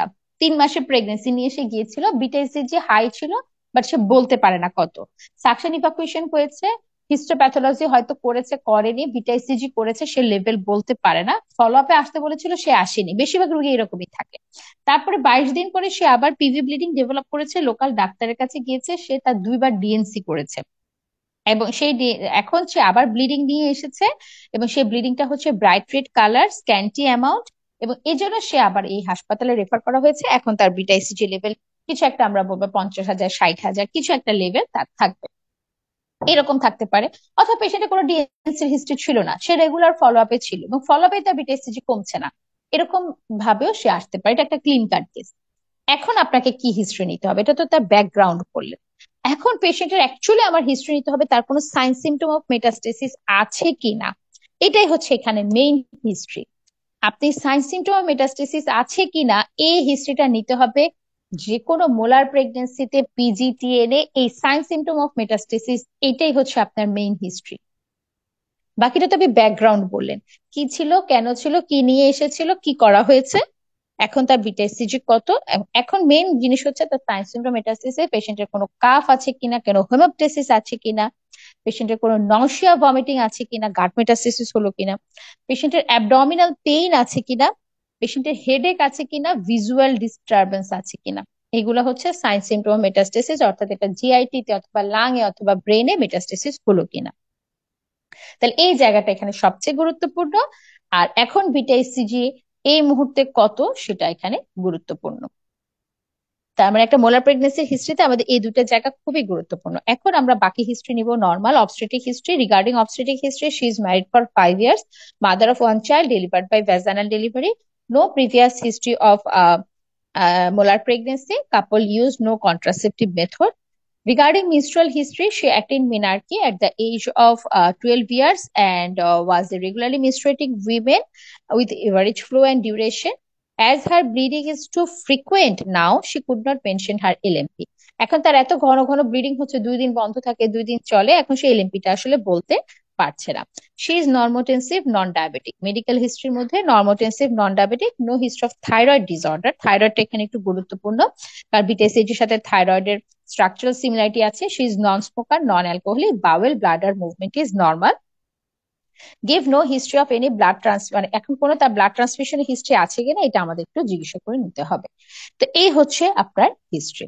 হিস্ট্রি থেকে কারো প্রশ্ন আছে কিনা বলেন, আমরা এক্সামিনেশনে চলে যাচ্ছি।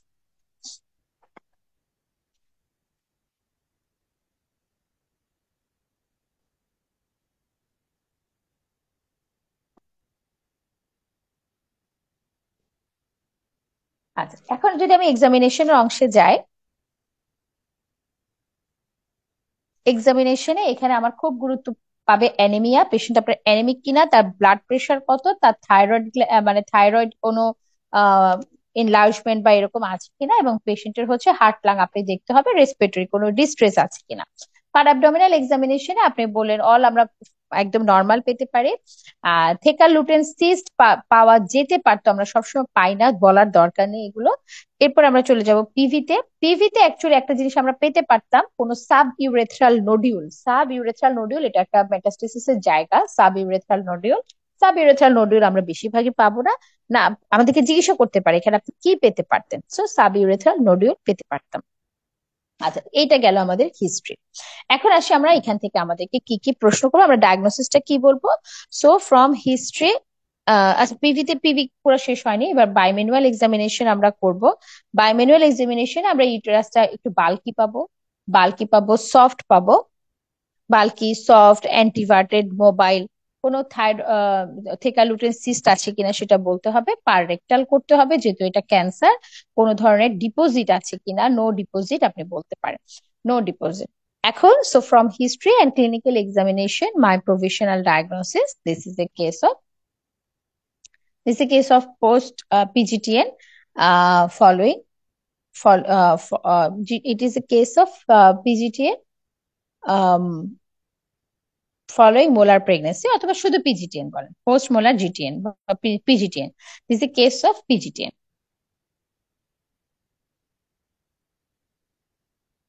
এটাই ডায়াগনোসিস। ডায়াগনোসিস এতটুকুই আপনি বলবেন, স্টেজিং বা কিছু এখানে বলার দরকার নেই। এতটুকুতে কোনো প্রশ্ন আছে কিনা আপনাদের বলেন, নাহলে আমি পরের অংশে চলে যাচ্ছি। এরপরে জিজ্ঞাসা করবে ম্যাডামরা যে আপনি কিভাবে এটা ডায়াগনোসিস করলেন, ফিগো ক্রাইটেরিয়া কি। ফিগো এটা 2018-তে এটা আবার রিভাইজ করেছে, যেখানে তারা ওই যে হিস্টোপ্যাথোলজিক্যালটা বাদ দিয়েছে। তো এটা ফিগোর 2018-তে যে ক্রাইটেরিয়া ফর পিজিটিএন সেটা আপনি বললেন, যেটা আমরা একটু আগে বলেছি। কিভাবে ডায়াগনোসিস করলেন? আচ্ছা, কাদের বেশি পিজিটিএন হওয়ার রিস্ক বেশি, এটা আপনাকে জিজ্ঞাসা করবে। এরপরে জিজ্ঞাসা করবে যে এটা কেন একটা ইউনিক টিউমার। এই টিউমারটা কিন্তু একটা ইউনিক টিউমার। এটা কেন একটা ইউনিক টিউমার এই কথাটা জিজ্ঞাসা করে। এটা ইউনিক টিউমার কারণ এটা বিটা ইসিজি দিয়েই আমরা ডায়াগনোসিস করতে পারি, আর এটা highly chemo sensitive. Highly chemo sensitive, এই দুইটা কারণে এটা হচ্ছে ইউনিক। এই দুইটা কারণে এটা হচ্ছে ইউনিক। আচ্ছা, এখন আমরা চলে আসি যে আপনি আপনার পেশেন্টের ক্ষেত্রে আপনি কি কি ইনভেস্টিগেশন করতে চান। আমরা ইনভেস্টিগেশন করতে চাই, আমি সিবিসিটা চেক করতে চাই, ব্লাড গ্রুপটা দেখতে চাই, বিটা ইসিজি রিপোর্টস গুলো আমি দেখতে চাই, যেটা বিটা ইসিজি কি কখন কেমন ছিল, আল্ট্রাসাউন্ড করতে চাই, চেস্ট এক্সরে করতে চাই। আমরা ম্যানেজমেন্ট পারপাসে আমরা হচ্ছে থাইরয়েড ফাংশন টেস্ট করতে চাই, লিভার ফাংশন টেস্ট করতে চাই, রেনাল ফাংশন টেস্ট করতে চাই, কারণ হচ্ছে আমরা পেশেন্টকে কেমো দিব, সেজন্য আমরা ম্যানেজমেন্ট পারপাসে লিভার, রেনাল ফাংশন টেস্ট এগুলো আমরা করতে চাই। আচ্ছা, এখন আপনাকে একটা প্রশ্ন করবে এখানে যে চেস্ট এক্সরে তে আপনি কিভাবে বুঝবেন যে পেশেন্টের লাং মেটাস্টেসিস হয়েছে। এই চেস্ট এক্সরে ফাইন্ডিংসটা খুব গুরুত্বপূর্ণ, এটা লিখে রাখেন। এটা আমরা চারটা ফিচার পাই। একটা হচ্ছে ক্যানন বল অ্যাপিয়ারেন্স, নাম্বার 2 হচ্ছে alveolar snow storm appearance, number 3 হচ্ছে প্লুরাল ইফিউশন, এন্ড নাম্বার 4 হচ্ছে অ্যালভিওলার মেটাস্টেসিস। অ্যালভিওলার মেটাস্টেসিস, তার cannon ball appearance, alveolar snowstorm appearance, pleural effusion, alveolar metastasis. আচ্ছা, এখন আপনি কি করবেন? How will you manage the case? এখন আপনি কি করবেন ম্যানেজমেন্ট? প্রথমে আমরা সেই জেনারেল ম্যানেজমেন্ট। জেনারেল ম্যানেজমেন্ট অবশ্যই আমরা পেশেন্টকে কাউন্সিলিং করব, কাউন্সিলিং করব। এবং হচ্ছে স্পেসিফিক ম্যানেজমেন্ট হচ্ছে আমরা এখন একটা স্টেজ করব এবং প্রগনোস্টিক ফ্যাক্টর বের করব, প্রগনোস্টিক স্কোরিং করব। স্কোর স্টেজিং করে এটাকে আমরা একটা প্রগনোস্টিক স্কোর করব। তাহলে স্টেজটা কি? ফিগার 2009 স্টেজ হচ্ছে স্টেজ 1, 2, 3 এবং 4। স্টেজ 1 হচ্ছে যদি ইউটেরাস শুধু ক্যান্সার শুধু ইউটেরাসে কনফাইন থাকে, তাহলে এটা স্টেজ 1। স্টেজ 2 হচ্ছে আউটসাইড ইউটেরাস যাচ্ছে, but limited to genital structure, limited to genital structure, ইউটেরাসের বাইরে কিন্তু জেনিটাল স্ট্রাকচারের মধ্যে, যেমন ভেজাইনা অথবা ইউরেথ্রার মধ্যে, তাহলে সেটা স্টেজ 2। স্টেজ 3 হচ্ছে লাং মেটাস্টেসিস, এন্ড স্টেজ 3 হচ্ছে 4 হচ্ছে আদার মেটাস্টেসিস। এটা হচ্ছে স্টেজিং। স্টেজিং লাংসে সবচেয়ে বেশি মেটাস্টেসিস হয়, তাহলে স্টেজ 1 হচ্ছে ইউটেরাসের মধ্যে শুধু, স্টেজ 2 হচ্ছে ভেজাইনা ইউরেথ্রা, স্টেজ 3 হচ্ছে লাং, এন্ড স্টেজ 4 হচ্ছে আদার মেটাস্টেসিস। তাহলে স্টেজিং করতে হবে। স্টেজিং হচ্ছে এটা ক্লিনিক্যাল স্টেজ। ক্লিনিক্যাল স্টেজ করলাম আমরা।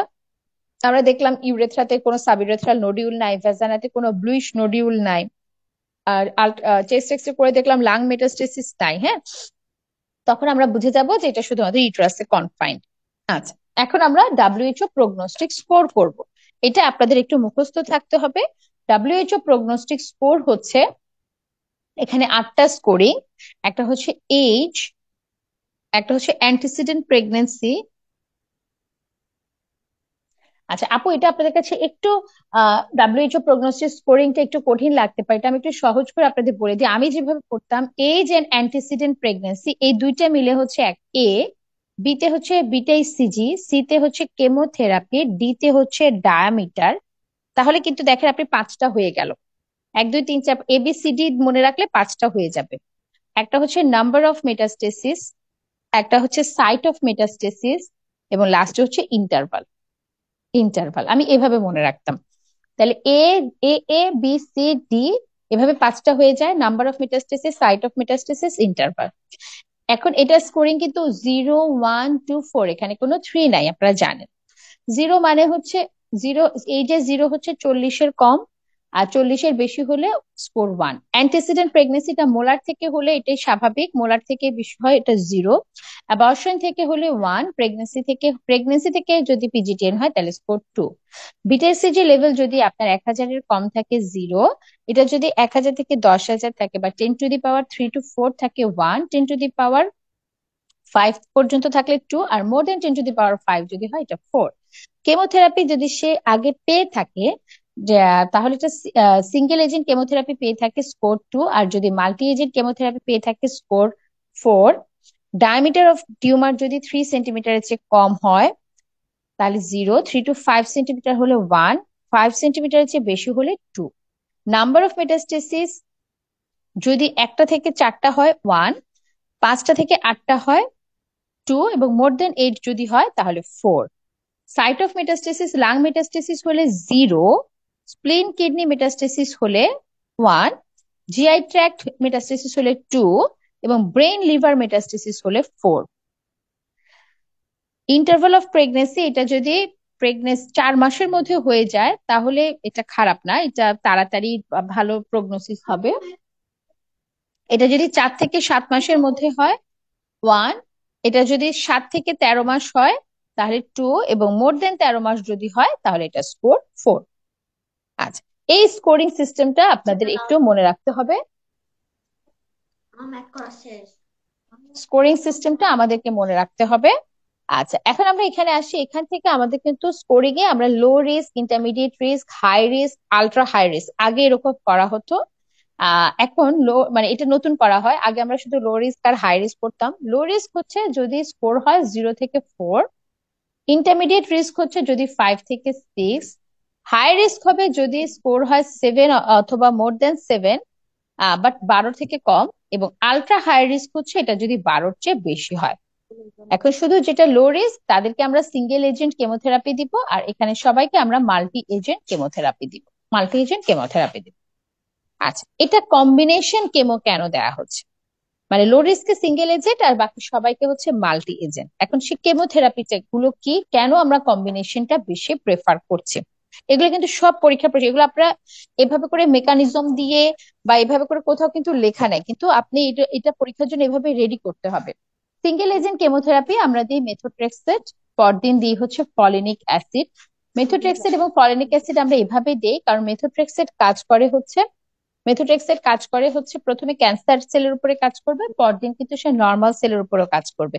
যেন সে নর্মাল সেলের উপরে কাজ করতে না পারে সেজন্য কিন্তু আমরা অ্যান্টিফলেট হিসেবে আমরা ফলিনিক অ্যাসিড, কারণ মেথোট্রেক্সেট হচ্ছে অ্যান্টিফলেট, সেজন্য আমরা ফলিনিক অ্যাসিড দিচ্ছি পরদিন যেন ও নর্মাল সেলের উপরে কাজ করতে না পারে। এটাকে বলা হয় methotrexate folinic acid rescue regime. এটা সিঙ্গেল এজেন্টে দেয়া হচ্ছে। মাল্টি এজেন্টে দেয়া হচ্ছে ইমাকো। ইমাকোতে ডে 1-এ আমরা দিচ্ছি ইমা, ডে 2-তে আমরা দিচ্ছি হচ্ছে ইফা, এন্ড ডে 8-এ আমরা দিচ্ছি কো। ইমাতে হচ্ছে ইতে হচ্ছে ইটোপোসাইট, এম এ মেথোট্রেক্সেট, এতে অ্যাক্টিনোমাইসিন, ইতে ইটোপোসাইট, ফলিনিক অ্যাসিড, কারণ পরদিন আমরা ফলিনিক অ্যাসিড দিব মেথোট্রেক্সেটের বদলে, এবং অ্যাক্টিনোমাইসিন। আর ডে 8-এ দিচ্ছি কো, সিতে হচ্ছে সাইক্লোফসফামাইড, আর ওতে হচ্ছে অনকোভিড। এটা আমি সহজে মনে রাখার জন্য বলি ইমা ইফাকো, বা কিন্তু প্রোটোকলটার নাম হচ্ছে ইমাকো প্রোটোকল। ইমাকো এটা হচ্ছে মাল্টি এজেন্ট কেমোথেরাপি, এটা হচ্ছে সিঙ্গেল এজেন্ট কেমোথেরাপি। কেন আমরা এই কম্বিনেশন অফ কেমোথেরাপি দিচ্ছি? যেন সেল সাইকেলের সব ফেজে কাজ করে। এখন আমি একটা বক্স করে এটা আমি সবগুলো ড্রাগস একসাথে লিখে দিব। এই জিনিসটা আপনাদের অনেক উপকারে লাগবে, কারণ এটা রেডি করতে অনেকগুলো জায়গা থেকে একসাথে দেখতে হয়েছে। প্রথমে হচ্ছে মেথোট্রেক্সেটের ডোজ কি, মেথোট্রেক্সেটের ডিউরেশন কি, মেথোট্রেক্সেটের মেকানিজম অফ অ্যাকশন কি। মেথোট্রেক্সেটের ডোজ হচ্ছে 1 mg/kg IM, 1 mg/kg IM বা 300 mg/m²। এটা আমরা দিই ডে 1, ডে 3, 5 এবং ডে 7-এ বেজোড় সংখ্যাগুলোতে দিই। এটার মেকানিজম অফ অ্যাকশন হচ্ছে এটা ইনহিবিট ডিএনএ সিনথেসিস, সে ডিএনএ সিনথেসিসকে ইনহিবিট করা, অর্থাৎ এস ফেজে কাজ করে। তারপরে আমরা দিচ্ছি হচ্ছে আপনার যেটা ফলিনিক অ্যাসিড বা যেটাকে বলা হচ্ছে লিউকোভরিন, লিউকোভরিন নামে এটা পাওয়া যায়, এটা কিন্তু ট্রেড নেমটাও জিজ্ঞাসা করে। এটার ডোজ হচ্ছে 0.1 milligram per KG IM, 0.1 milligram per KG IM.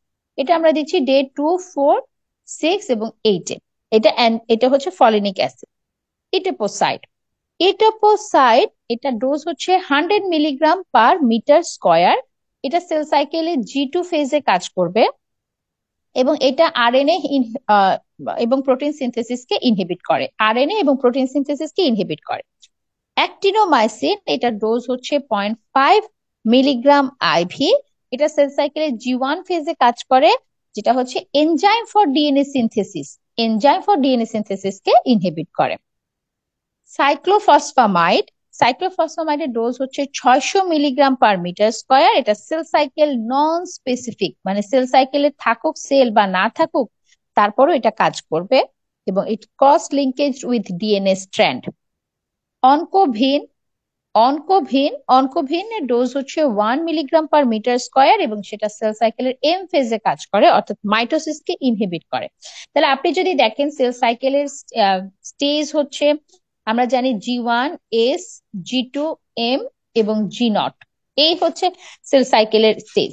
তাহলে G1-এ কাজ করছে অ্যাক্টিনোমাইসিন, এস ফেজে কাজ করছে মেথোট্রেক্সেট, G2-তে কাজ করছে হচ্ছে ইটোপোসাইড, এম ফেজে কাজ করছে Oncovin, and cell cycle non specific হচ্ছে সাইক্লোফসফামাইড। তাহলে ক্যান্সার সেল যে অবস্থায় থাকুক আপনি যদি এভাবে একটা কম্বিনেশন করে কেমো দেন, সব সেল সাইকেলের উপরে, সেল সাইকেলের যে কোনো স্টেজে সে কাজ করবে, কারণ কিছু সেল G1-এ আছে, কিছু ক্যান্সার সেল G2 ফেজে আছে, যে যে ফেজে থাকুক এটা ধ্বংস করে দিবে। এই জন্যই কিন্তু আমরা কম্বিনেশন ইউজ করি, যেন ডিফারেন্ট মেকানিজম অফ অ্যাকশন হয়, ডিফারেন্ট সেল সাইকেলের স্টেজে কাজ করে, এই জন্য রেজিস্ট্যান্ট গ্রো করবে না এবং আপনার আপনি অনেক বেশি এখানে কি পাবেন, অনেক বেশি বেনিফিট পাবেন। তো এটা হচ্ছে আমাদের কিভাবে আমরা দিচ্ছি। এখন আমরা কেমোগুলোর ইন্টারভাল কেমন, কতদিন পর পর দিচ্ছি, কেমোর ইন্টারভাল কি? কেমো হচ্ছে 7 দিন ইন্টারভালে দিব যদি এটা সিঙ্গেল এজেন্ট হয়, এবং 14 দিন ইন্টারভালে আমরা দিব যদি এটা মাল্টি এজেন্ট কেমোথেরাপি হয়, মাল্টি এজেন্ট কেমোথেরাপি হয়। এরপরে আপনি ধরেন কতদিন পর্যন্ত দিয়ে যাবেন, কতদিন পর্যন্ত? বিটাইসিজি নর্মাল হওয়া পর্যন্ত। বিটাইসিজি যদি নর্মাল হয়, সিঙ্গেল এজেন্ট যারা পাচ্ছে তারা আরো 2টা অ্যাডিশনাল সাইকেল পাবে, এবং মাল্টি এজেন্ট যারা তারা আরো 3টা অ্যাডিশনাল সাইকেল পাবে, এরপরে বন্ধ করব। বিটাইসিজি নর্মাল হলেই বন্ধ করে দিব না, আরো 2টা অ্যাডিশনাল, আর মাল্টি এজেন্টে 3টা অ্যাডিশনাল পাবে। এই জিনিসটাকে বলা হচ্ছে কনসোলিডেশন থেরাপি, কনসোলিডেশন থেরাপি। এবং এবার আসে আপনি এটা কিভাবে ফলো আপ করবেন। ফলো আপ সব সময় একই রকম, একদম একভাবে শুরু করবেন, যে আমরা প্রথমে হিস্ট্রি নিব, হিস্ট্রি নিব, হিস্ট্রি নিয়ে আমরা দেখবো পেশেন্টের কোনো নিউ সিমটম আছে কিনা। কিরকম সিমটম? তার headache, cough, haemoptysis, nausea, vomiting, visual disturbance আছে কিনা, এটা আমাদের জিজ্ঞাসা করতে হবে। আরেকটা হচ্ছে কেমোর জন্য তার কোনো সাইড ইফেক্টস হচ্ছে কিনা, যেমন তার ফিভার আছে কিনা, ওরাল আলসার আছে কিনা, এবং তার কোনো পিভি ব্লিডিং হচ্ছে কিনা, এটা আমাদেরকে হিস্ট্রি নিতে হবে। সো হিস্ট্রিতে দেখেন এখানে 2টা, তারপর নিউ সাইন সিমটম আছে কিনা এবং কেমোর জন্য কোনো সাইড ইফেক্টস আছে কিনা। জেনারেল এক্সামিনেশন অ্যাজ ইউজুয়াল, আপনি এক্সামিনেশন করলেন, পার অ্যাবডোমিনাল করলেন, এটা জাস্ট একটা ফলো আপ। মেইন আসে ইনভেস্টিগেশন। ইনভেস্টিগেশন আমরা কি করব? আমরা ইনভেস্টিগেশন করব পেশেন্টের প্রগনোসিস হচ্ছে কিনা সেটা বোঝার জন্য বিটাইসিজি সপ্তাহে সপ্তাহে, এবং কেমোথেরাপির কোনো সাইড ইফেক্টস হচ্ছে কিনা বোঝার জন্য CBC, liver function test, renal function test. এখানে প্রশ্ন করবে কখন আপনি কেমো বন্ধ করবেন। সিবিসি তে আপনি যদি দেখেন ডাব্লিউবিসি 3000-এর চেয়ে কমে গেছে, প্লাটিলেট 1 লাখের চেয়ে কমে গেছে, অথবা liver function test, renal function test altered, তখন আপনাকে আপাতত কেমো বন্ধ করে দিতে হবে। এরপরে আপনি আবার পেশেন্ট স্টেবল হলে আবার কেমো চালু করতে পারবেন। So side effects of chemotherapy আপনারা এটা পড়ে নেবেন, সাইড ইফেক্টস অফ কেমোথেরাপি।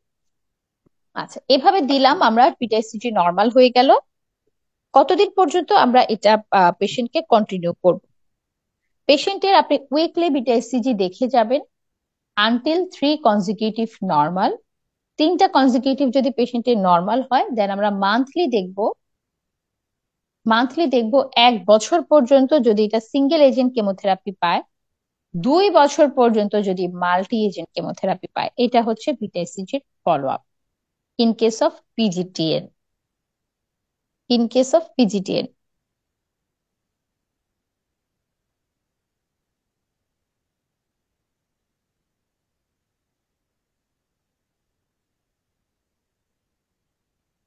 আচ্ছা, আর পেশেন্ট কখন কনসিভ করতে পারবে?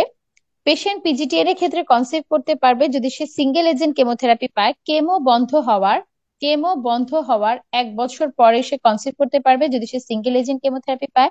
কেমো বন্ধ হওয়ার 2 বছর পর কনসিভ করতে পারবে যদি সে মাল্টি এজেন্ট কেমোথেরাপি পায় বা মাল্টি এজেন্ট কেমোথেরাপি পায়। তাহলে সে কন্ট্রাসেপশন কি নিবে? একই কথা, সে বেরিয়ার নিবে। তার যদি বিটা-ইসিজি নর্মাল হয়ে যায় তখন সে ওসিপিও নিতে পারে। বেরিয়ার নিবে, তার যদি বিটা-ইসিজি নর্মাল হয়ে যায় তখন সে ওসিপি নিবে, কিন্তু কখনোই সে ডিএমপিএ, কপার টি বা প্রোজেস্টেরন এগুলো সে নিবে না। কখন আমরা এটাকে বলবো রিমিশন? রিমিশন আমরা তখনই বলবো যখন 3 কনজিকিউটিভ বিটা-ইসিজি নর্মাল, সেটাকে আমরা বলছি রিমিশন। কখন আমরা বলছি কিওর? যখন 5 বছর আফটার রিমিশন, রিমিশনের 5 বছর পরে, তখন আমরা ডিক্লেয়ার করতে পারবো কিওর। নেক্সট প্রেগনেন্সিতে কি করবে? নেক্সট প্রেগনেন্ট তো বলে দিলাম, সিঙ্গেল এজেন্ট পেলে কেমো বন্ধ হওয়ার 1 বছর পরে কনসিভ করতে পারবে। মাল্টি এজেন্ট হলে কেমো বন্ধ হওয়ার 2 বছর পরে কনসিভ করতে পারবে।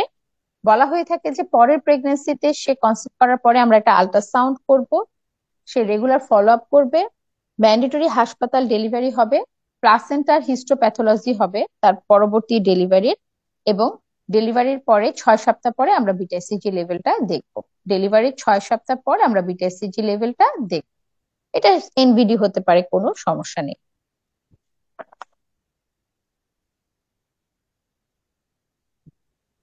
এই তো মোটামুটি আমাদের শেষ। আপনাদের কোনো প্রশ্ন আছে কিনা বলেন।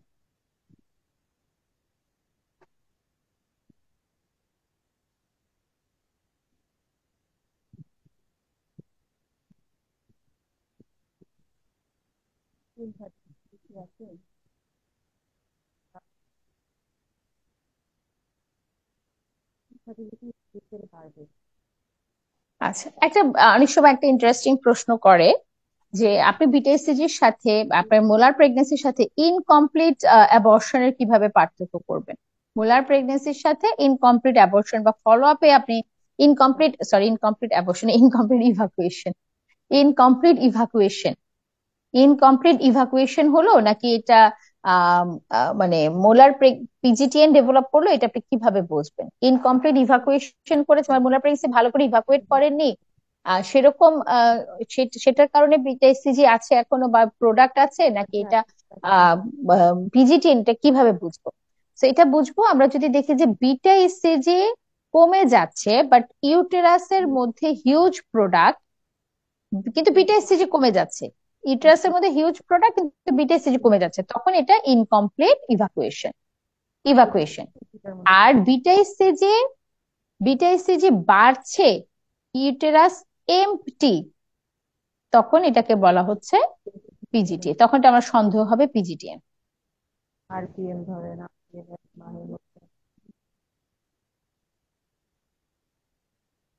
নাজনীন আপু কিছু বলবেন?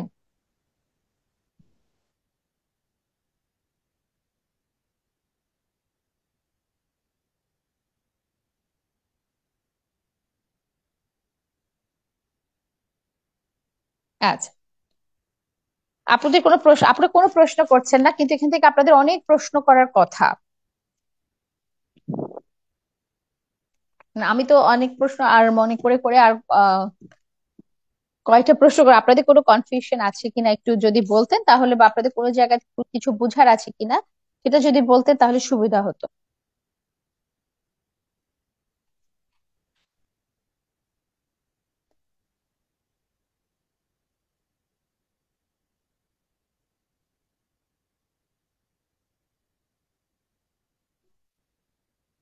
আচ্ছা, চেস্ট এক্স রে ব্যাপারটা বলি। আমরা প্রথম ডায়াগনোসিসে তো একবার চেস্ট এক্স রে করলাম, চেস্ট এক্স রে যদি নেগেটিভ হয় তাহলে তো আর সমস্যা নেই, বাট চেস্ট এক্স রে যদি পজিটিভ হয়, তাহলে আমাদের 2 রকম কাজ আছে। একটা হচ্ছে চেস্ট এক্স আপনি কেমো দিচ্ছেন, চেস্ট এক্স রে পজিটিভ, মান্থলি আপনাকে চেস্ট এক্স রে করতে হবে 3টা নর্মাল আসা পর্যন্ত। যদি নর্মাল আসে তখন 3 মান্থলি করবেন 1 ইয়ার, 6 মান্থলি করতে হবে 5 ইয়ার। এটা হচ্ছে যদি চেস্ট এক্স রে আপনার পজিটিভ আসে, chest X ray follow up.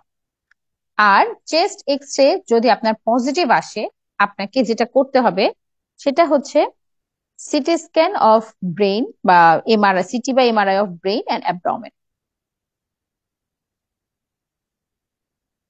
Abdomen অথবা এবং সিটি চেস্ট। তখন আপনি সিটি স্ক্যানে চলে যাবেন, কিন্তু আগে আপনার চেস্ট এক্সরে করতে হবে।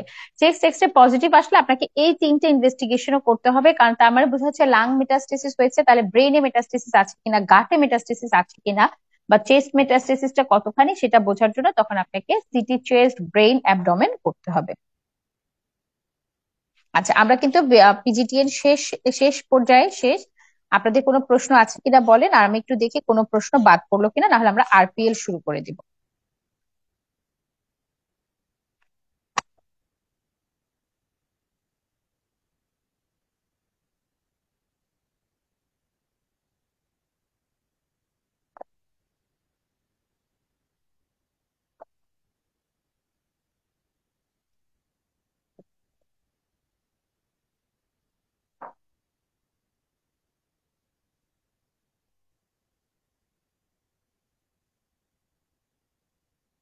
আচ্ছা, কোনো প্রশ্ন নাই আপুদের?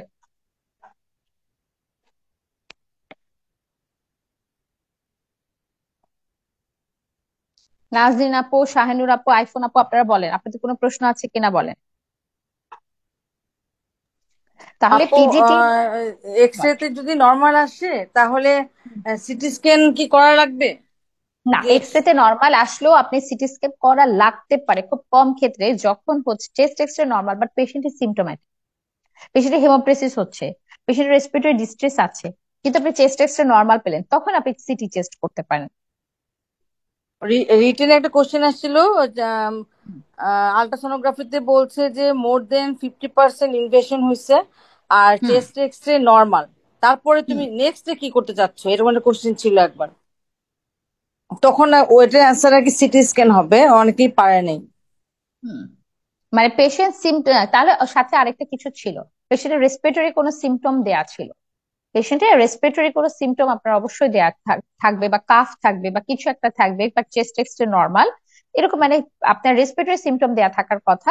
তখন আপনাকে সিটি, মানে আপনি হচ্ছে সিমটোম্যাটিক পেশেন্ট বা চেস্ট এক্সরে নর্মাল, তখন আপনাকে সিটি চেস্ট করতে হবে। এটা হচ্ছে সিটি চেস্টের ইন্ডিকেশন। হ্যাঁ, তাহলে আচ্ছা। আমরা এখান থেকে তিন রকম ভাবে কেস পেতে পারি। একটা আমরা পেতে পারি পেশেন্ট সাকশন ইভাকুয়েশন করেছে, এখন ভর্তি হয়েছে, সাকশন ইভাকুয়েশন করেছে আজকে দ্বিতীয় দিন বা তৃতীয় দিন, এখন আপনি হচ্ছে এই পেশেন্টের কিভাবে আপনি হিস্ট্রি নেবেন, এটা একটা হতে পারে। তো সেখানে আমরা হিস্ট্রি নিব, পেশেন্ট কেন ভর্তি হয়েছিল, কি হয়েছিল, বাট গুরুত্বপূর্ণ হচ্ছে এখন তার কি কমপ্লেন, এবং বিটা এসিজি তার এখন কত, বেসলাইন কত ছিল, এবং এখন আফটার ইভাকুয়েশন তার বিটা এসিজি কত, এটা হচ্ছে গুরুত্বপূর্ণ। বাট পেশেন্ট আপনি কিভাবে ফলো আপ করবেন, এটা আপনারা সবচেয়ে বেশি পাবেন। সেকেন্ড, আপনারা পাবেন হচ্ছে পিজিটিএন ডেভেলপ করে ফেলেছে, দেখা যাচ্ছে যে পেশেন্টের 4 মাস আগে 5 মাস আগে মোলার প্রেগনেন্সি ইভাকুয়েশন হয়েছে, কিন্তু বিটাএসিজি পারসিস্টেন্টলি রাইজ অথবা বিটাএসিজি প্ল্যাটু হয়ে আছে, অথবা 6 মাস আগে ইভাকুয়েশন হয়েছে এখনো বিটাএসিজি তার পজিটিভ, এই পেশেন্ট এভাবে আপনি পেতে পারেন, এটা পিজিটিএন। এটা আপনি পিজিটিএন কেন হলো, কিভাবে হলো, কিভাবে আপনি ডায়াগনোসিস করবেন, কি ট্রিটমেন্ট দিবেন, এটা। আরেকটা আসতে পারে যে পেশেন্ট অলরেডি কেমো পায়, সে 2-3 সাইকেল কেমো পেয়েছে, এখন আবার কেমোর জন্য ভর্তি হয়েছে, তো সেটাকে তখন কিভাবে বলবেন, তখন আপনি বলবেন known case of PGTN on chemotherapy.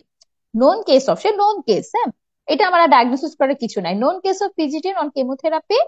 এখন এখন সে admitted for third cycle of chemo অথবা ফোর্থ সাইকেল অফ কেমো, ওটার হিস্ট্রিতে গুরুত্ব পাবে। হ্যাঁ, এখন তার কোনো সাইন সিমটম অফ মেটাস্টেসিস আছে কিনা, নাম্বার ওয়ান, অন্য সাইন সিমটম অফ মেটাস্টেসিস আছে কিনা, নাম্বার ওয়ান। নাম্বার টু, তার গুরুত্ব পাবে হচ্ছে কেমোর কারণে তার কোনো সাইড ইফেক্টস হচ্ছে কিনা, তার ফিভার আছে কিনা, ওরাল আলসার আছে কিনা, এই জিনিসটা। না patient admitted for next cycle chemotherapy, এটা আরো সহজ কেস, তখন বাকি obstetric history, menstrual history, medical history ওগুলো জাস্ট এমনিতে বলে যাবে।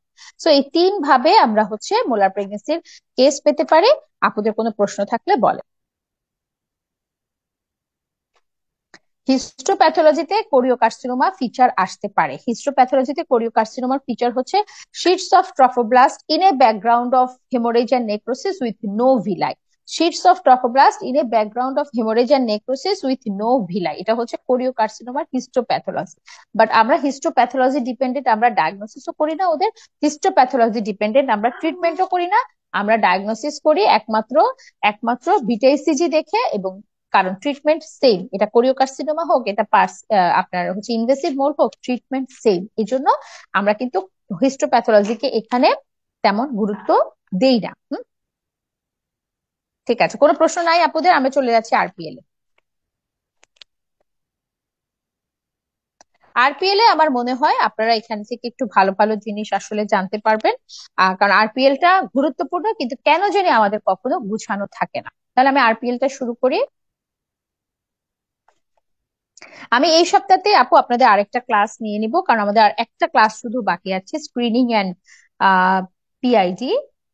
পিআইডি অ্যান্ড স্ক্রিনিং তো কনজেন্ট অ্যানোমালি হয়ে গেছে না আপু? আপনাদের নিয়ে নিয়েছি তো, শুধু স্ক্রিনিং অ্যান্ড পিআইডি আছে, তাই না? জি। আচ্ছা, শুধু একটা ক্লাস বাকি আছে, এটা আমি ডেট দিয়ে দিব। এই সপ্তাহে যে কোনো একটা দিন আপনাদের সেই ক্লাসটা নিয়ে নিব আপনাদের। আর হচ্ছে এখন একটু শুরু করি তাহলে আরপিএল।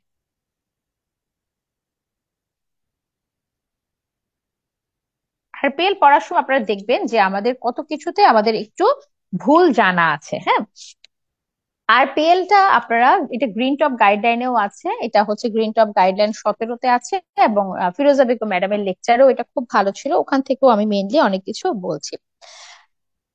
আরসিওজি অনুযায়ী আরসিওজি অনুযায়ী আরপিএল আপনি তখন বলবেন যখন three or more consecutive pregnancy loss, 3 or more consecutive pregnancy loss, তখন আমরা এটাকে বলছি আরপিএল।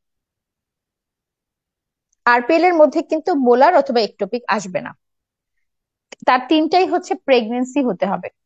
ধরেন একটা প্রেগনেন্সি ছিল, এটা মোলার ছিল, একটা প্রেগনেন্সি ছিল, এটা একটোপিক ছিল, তারপর আরেকটা প্রেগনেন্সি ছিল, ওর কিন্তু 3টা প্রেগনেন্সি লস আছে, কিন্তু এটা কনজিকিউটিভ না, সেজন্য কিন্তু এটা মোলার আপনার আরপিএল হবে না, কারণ মোলার এবং একটোপিক কখনো আরপিএল না। এটা আমাদের প্রথম একটু জানতে হবে। এরপর আমরা চলে যাই কি কি কারণে আরপিএল হয়। তারপর আমরা জানবো যে আমরা প্রত্যেকটা তখন আমরা ধরে ধরে পড়বো, যে ফার্স্ট ট্রাইমেস্টার লস হতে পারে, সেকেন্ড ট্রাইমেস্টার লস হতে পারে। ফার্স্ট ট্রাইমেস্টার লস 1 নম্বর কারণ হচ্ছে ক্রোমোজোমাল। একটু মোবাইলটা নিয়ে আসুন।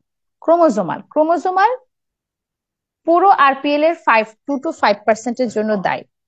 সেকেন্ড হচ্ছে এন্ডোক্রাইন।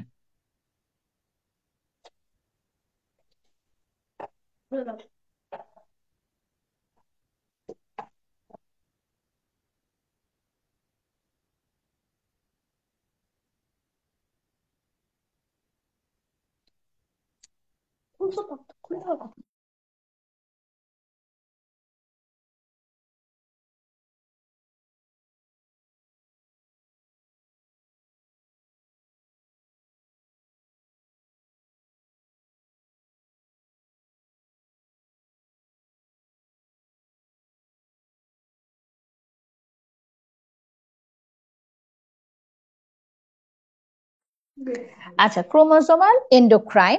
এন্ডোক্রাইন টোটাল আরপিএল এর 17 থেকে 20% দায়ী, অ্যান্ড ইমিউনোলজিক্যাল যেটা 20% দায়ী। তাহলে আপনারা যখন দেখবেন যে এটা ফার্স্ট ট্রাইমেস্টার প্রেগনেন্সি লস হচ্ছে একদম ফার্স্ট ট্রাইমেস্টারে, তখন আমাদের মেইনলি মাথায় আসে এটা ক্রোমোজোমাল হতে পারে, এটা এন্ডোক্রাইন হতে পারে, এটা ইমিউনোলজিক্যাল হতে পারে। এখন আসি সেকেন্ড ট্রাইমেস্টার অ্যাগেইন ইমিউনোলজিক্যাল হতে পারে, ইমিউনোলজিক্যাল। তবে এখানে মেইনলি হচ্ছে স্ট্রাকচারাল, মেইনলি না মানে স্ট্রাকচারাল এটার জন্য ইউনিক, কারণ ফার্স্ট ট্রাইমেস্টারে স্ট্রাকচারাল হয় না। স্ট্রাকচারাল যদি ইউটারাসে কোনো ডিফেক্ট থাকে তার জন্য এটা 10 থেকে 15% আরপিএল এর জন্য দায়ী। এন্ডোক্রাইন এখানেও আছে, এন্ডোক্রাইন এখানে বাড়তি একটা থাকবে ইনফেকশন, 0.5 থেকে 5% রেসপন্সিবল, অ্যান্ড কোয়াগুলোপ্যাথি যে কোনো ট্রাইমেস্টারে হতে পারে। এনভায়রনমেন্টাল প্লাস ইডিওপ্যাথিক, এটা যে কোনো ট্রাইমেস্টারে হতে পারে। এই হচ্ছে আরপিএল এর কারণ। তাহলে ক্রোমোজোমালটা শুধু ফার্স্ট ট্রাইমেস্টারে হয়, এটা সেকেন্ড ট্রাইমেস্টারে নাই। ইমিউনোলজিক্যাল, এন্ডোক্রাইন যে কোনো ট্রাইমেস্টারে হতে পারে। সেকেন্ড ট্রাইমেস্টারে স্ট্রাকচারাল ইনফেকশন, এটা মেনলি ওদের জন্য ইউনিক। এভাবে করে মনে রাখতে হবে। এখন আমরা প্রত্যেকটা ধরে ধরে পড়বো, chromosomal, endocrine, immunological, structural, infection, mainly এগুলো আমরা প্রত্যেকটা ধরে ধরে পড়বো। তারপরে আমরা লাস্টে 2টা কেস বলে আমরা শেষ করব। একদম প্রথমে আসি ক্রোমোজোমাল। ক্রোমোজোমাল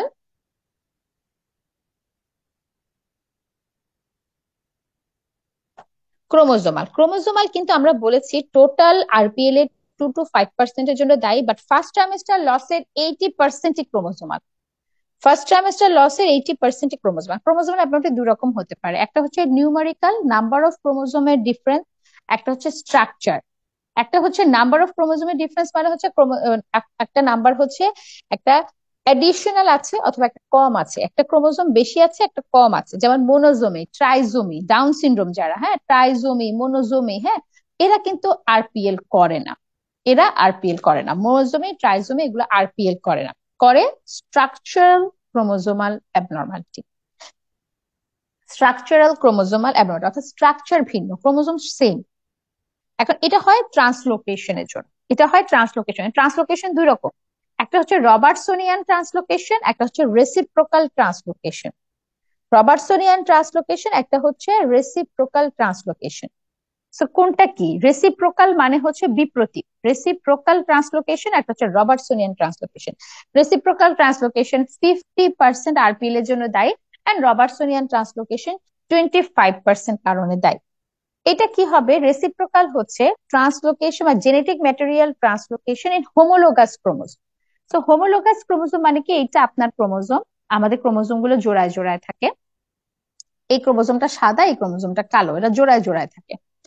এখন আপনার যেটা হচ্ছে হোমোলোগাস ক্রোমোজোম, এই ক্রোমোজোমের এখানের এবং এই জায়গাটা একটা একটার সাথে ইন্টারচেঞ্জ করে ফেললো, করে এটা এরকম হয়ে রইলো, এরকম হয়ে রইলো। পুরোটা সাদা ছিল, এখানে একটু কালো হয়ে গেছে, এর পুরোটাই কালো ছিল, এখানে একটু সাদা হয়ে গেছে, এরকম তারা নিজেদের মধ্যে ইন্টারচেঞ্জ করে নিল। এটাকে বলা হচ্ছে ব্যালেন্স ট্রান্সলোকেশন। ব্যালেন্স তাদের, সে কিন্তু ধর এটা এটা হচ্ছে একজন মানুষ, একটা মহিলা বা একজন পুরুষ, হ্যাঁ, একজন পুরুষ তার এরকম আছে, তার ক্ষেত্রে এটা ব্যালেন্স, কারণ জেনেটিক ম্যাটেরিয়াল তো নাম্বার সমান, একই হোমোলোগাস ক্রোমোজোমের মধ্যে আছে, তার মধ্যে এটা কোনো প্রবলেম করছে না, ওর নিজের কোনো প্রবলেম করছে না। কিন্তু যখন ওর এই অংশটা স্প্লিট হয়ে এটা এক বাচ্চার জন্য চলে যাবে, এটা আরেক বাচ্চার জন্য চলে যাবে, তখন বাচ্চার ক্ষেত্রে এসে কিন্তু এটা আনব্যালেন্সড হয়ে যাবে, কারণ বাচ্চা তো আরেকটা অংশ পাচ্ছে মায়ের থেকে, সে তো দুইটা অংশ বাবা থেকে পাচ্ছে না। তো তখন মায়ের সাথে আসলে এটা বৈসাদৃশ্য হয়ে যাচ্ছে, তখন হয়তো দেখা যাবে যে মায়ের এরকম একটা ছিল, বাবার একটা আসার কথা ছিল পুরো কালো, কিন্তু সেটা পুরো কালো না এসে এটা এসেছে এতটুকু কালো। অথবা মায়ের একটা এসেছে কালো, কালো বাবারটা সাদা হওয়ার কথা ছিল, কিন্তু বাবারটা সাদা না এসে, পুরোটা সাদা না এসে নিচে এতটুকু আবার এসেছে কালো। তখন balance translocation in parents become unbalanced in fetus, এবং ফিটাসটা তখন অ্যাবর্শন হয়ে যাবে, এটা টিকবে না। এটা হচ্ছে রেসিপ্রোকাল ট্রান্সলোকেশন বা ব্যালেন্স ট্রান্সলোকেশন। এটা এটা যেটা হয়। রবার্টসোনিয়ান ক্লাসিফিকেশনটাতে আসি, রবার্টসোনিয়ান ট্রান্সলোকেশন। রবার্টসোনিয়ান রবার্টসোনিয়ানের মধ্যে যেটা হয় সেটা হচ্ছে, এটা এখানেও জেনেটিক ম্যাটেরিয়াল ট্রান্সলোকেশন হবে, বাট নন হোমোলোগাস ক্রোমোজোমের মধ্যে হবে, পেয়ারে পেয়ারে হবে না, নন হোমোলোগাস ক্রোমোজোমের মধ্যে, এবং সাধারণত এক্সেন্ট্রিক ক্রোমোজোম যাদের তাদের হবে। যেমন ওই পেশেন্টের হয়তো এরকম এক্সেন্ট্রিক ক্রোমোজোম মানে সেন্ট্রোমিয়ারটা একদম শেষের দিকে থাকে, এই এক্সেন্ট্রিক ক্রোমোজোম, সেন্ট্রোমিয়ারটা একদম শেষের দিকে আছে, এরকম ছিল। যখন নন হোমোলোগাস ক্রোমোজোমের মধ্যে যাবে তখন দেখা যাবে যে এরকম একটা বিশাল বড় ক্রোমোজোম হয়ে গেছে, আর আরেকটা ক্রোমোজোম হয়ে গেছে যেটা এই অ্যাক্সেন্ট্রিকের দুই পেয়ার মিলে এতটুকু। এটাকে হচ্ছে রবার্টসোনিয়ান ক্লাসিফিকেশন। এটা দুইটা লং আর্ম পেয়ার করলো, দুইটা শর্ট আর্ম পেয়ার করলো, কম্পোজিশন তো সেম, এটাও প্যারেন্টস এ কোনো প্রবলেম করবে না। কিন্তু যখন এই ম্যাটেরিয়ালটা এসে কোনো আহ আরেকটা ক্রোমোজোমের সাথে মায়ের বা বাবার একটা ক্রোমোজোমের সাথে অ্যাটাচ হবে, তখন কিন্তু সেটা টিকবে না। So balance translocation in parents become unbalanced in fetus, এটাই হচ্ছে কথা। তাহলে এখন কি করার, এটা কিভাবে বোঝা যাবে? ইনভেস্টিগেশন কি করব, ট্রিটমেন্ট কি দেব?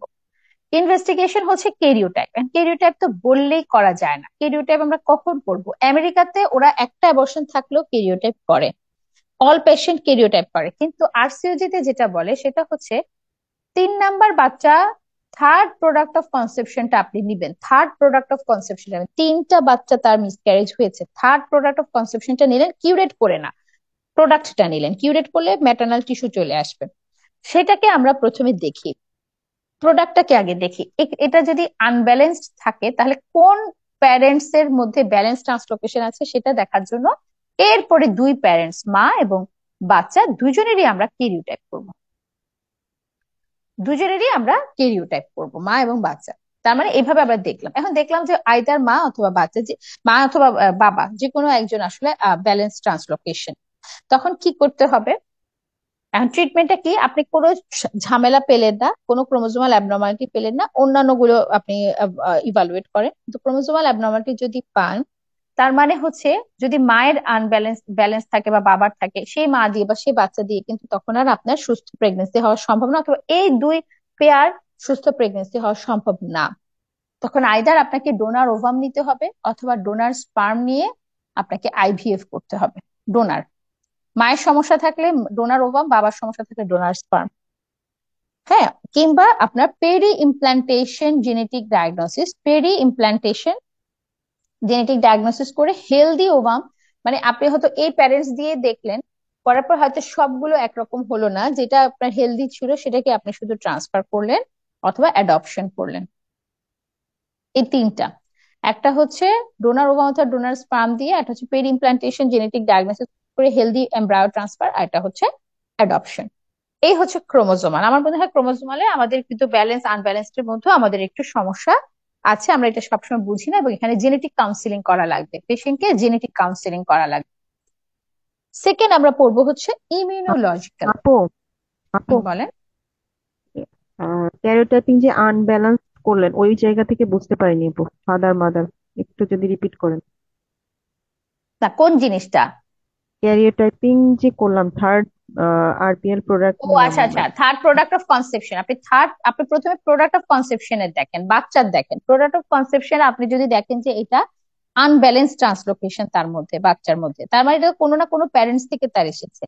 তারপরে আপনি প্যারেন্টস দের কেরিওটাইপ করেন, ফাদারেরও করেন মাদারেরও করেন। প্যারেন্টস এর কেরিওটাইপ দেখতে হবে যে কার আসলে ব্যালেন্স ট্রান্সলোকেশন ছিল, যেটা বাচ্চার মধ্যে এসে আনব্যালেন্সড হয়েছে, কার মধ্যে ট্রান্সলোকেশন ছিল রেসিপ্রোকাল অথবা রবার্টসোনিয়ান।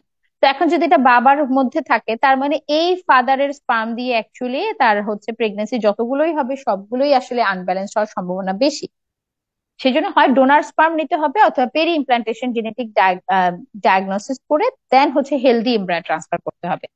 এই আর যদি দেখেন যে না, মায়ের মধ্যে ছিল আনব্যালেন্স ট্রান্সলোকেশন, তাহলে এই মা দিয়ে ন্যাচারাল প্রেগনেন্সিতে আপনার কিন্তু অ্যাবর্শন হওয়ার সম্ভাবনা বেশি থাকবে। তাহলে আইদার আমাকে ডোনার ওভাম নিতে হবে, অথবা পেরি ইমপ্লান্টেশন জেনেটিক ডায়াগনোসিস করে হেলদি এমব্রায়ো ট্রান্সফার করতে হবে।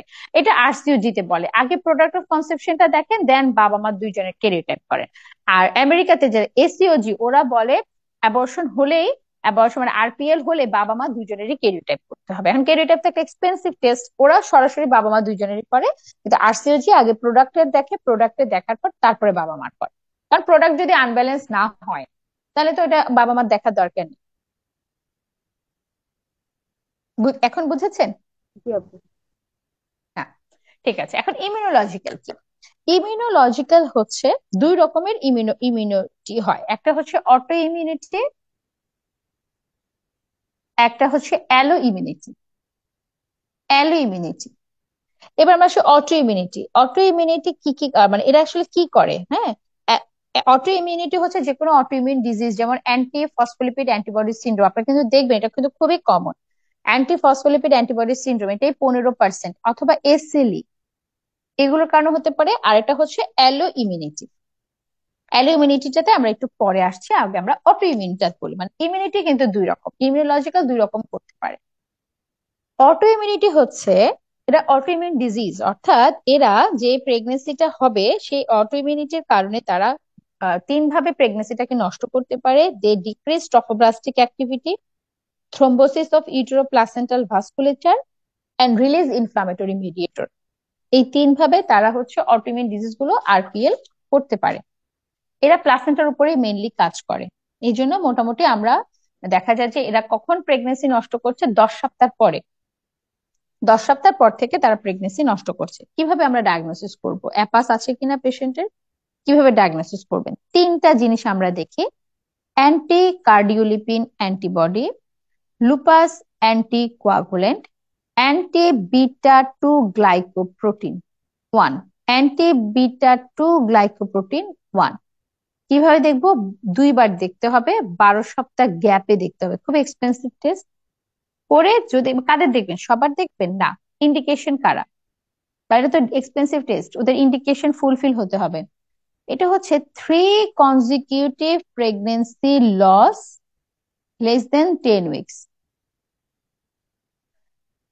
less than 10 weeks এ 3টা consecutive pregnancy loss হচ্ছে when chromosomal hormonal infection exclude 3 consecutive pregnancy loss.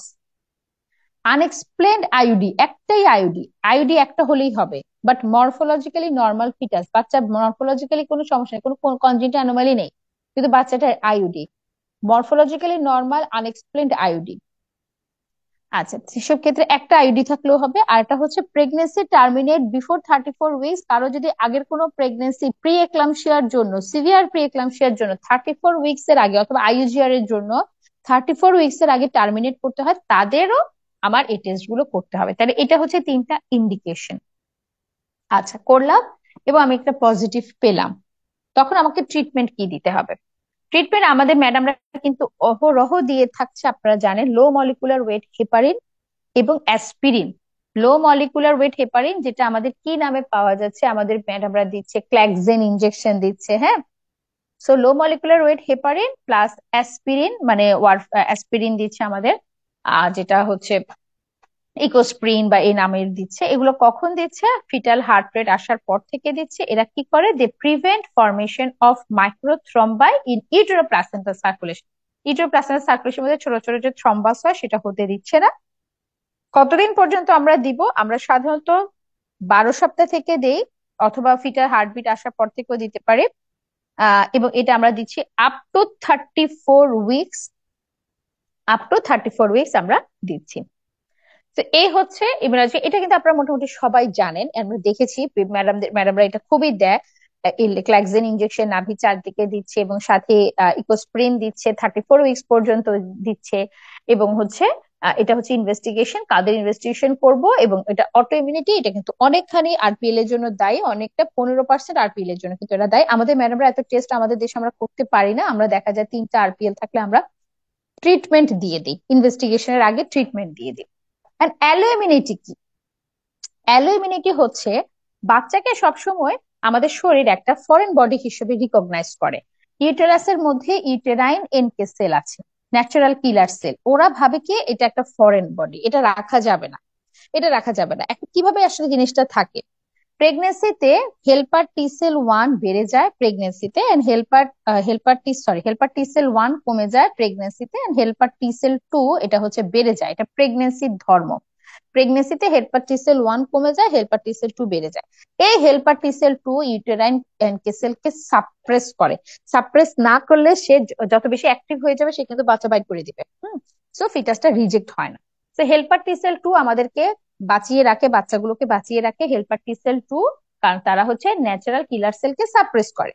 এখন এখন যাদের অ্যালো ইমিউনিটি আছে, হ্যাঁ, যেসব পেশেন্টের অ্যালো ইমিউন পেশেন্ট, তাদের হেল্পার টি সেল 2 বাড়ে না, যে কারণে এনকে সেল ফিটাসকে রিজেক্ট করে দেয়।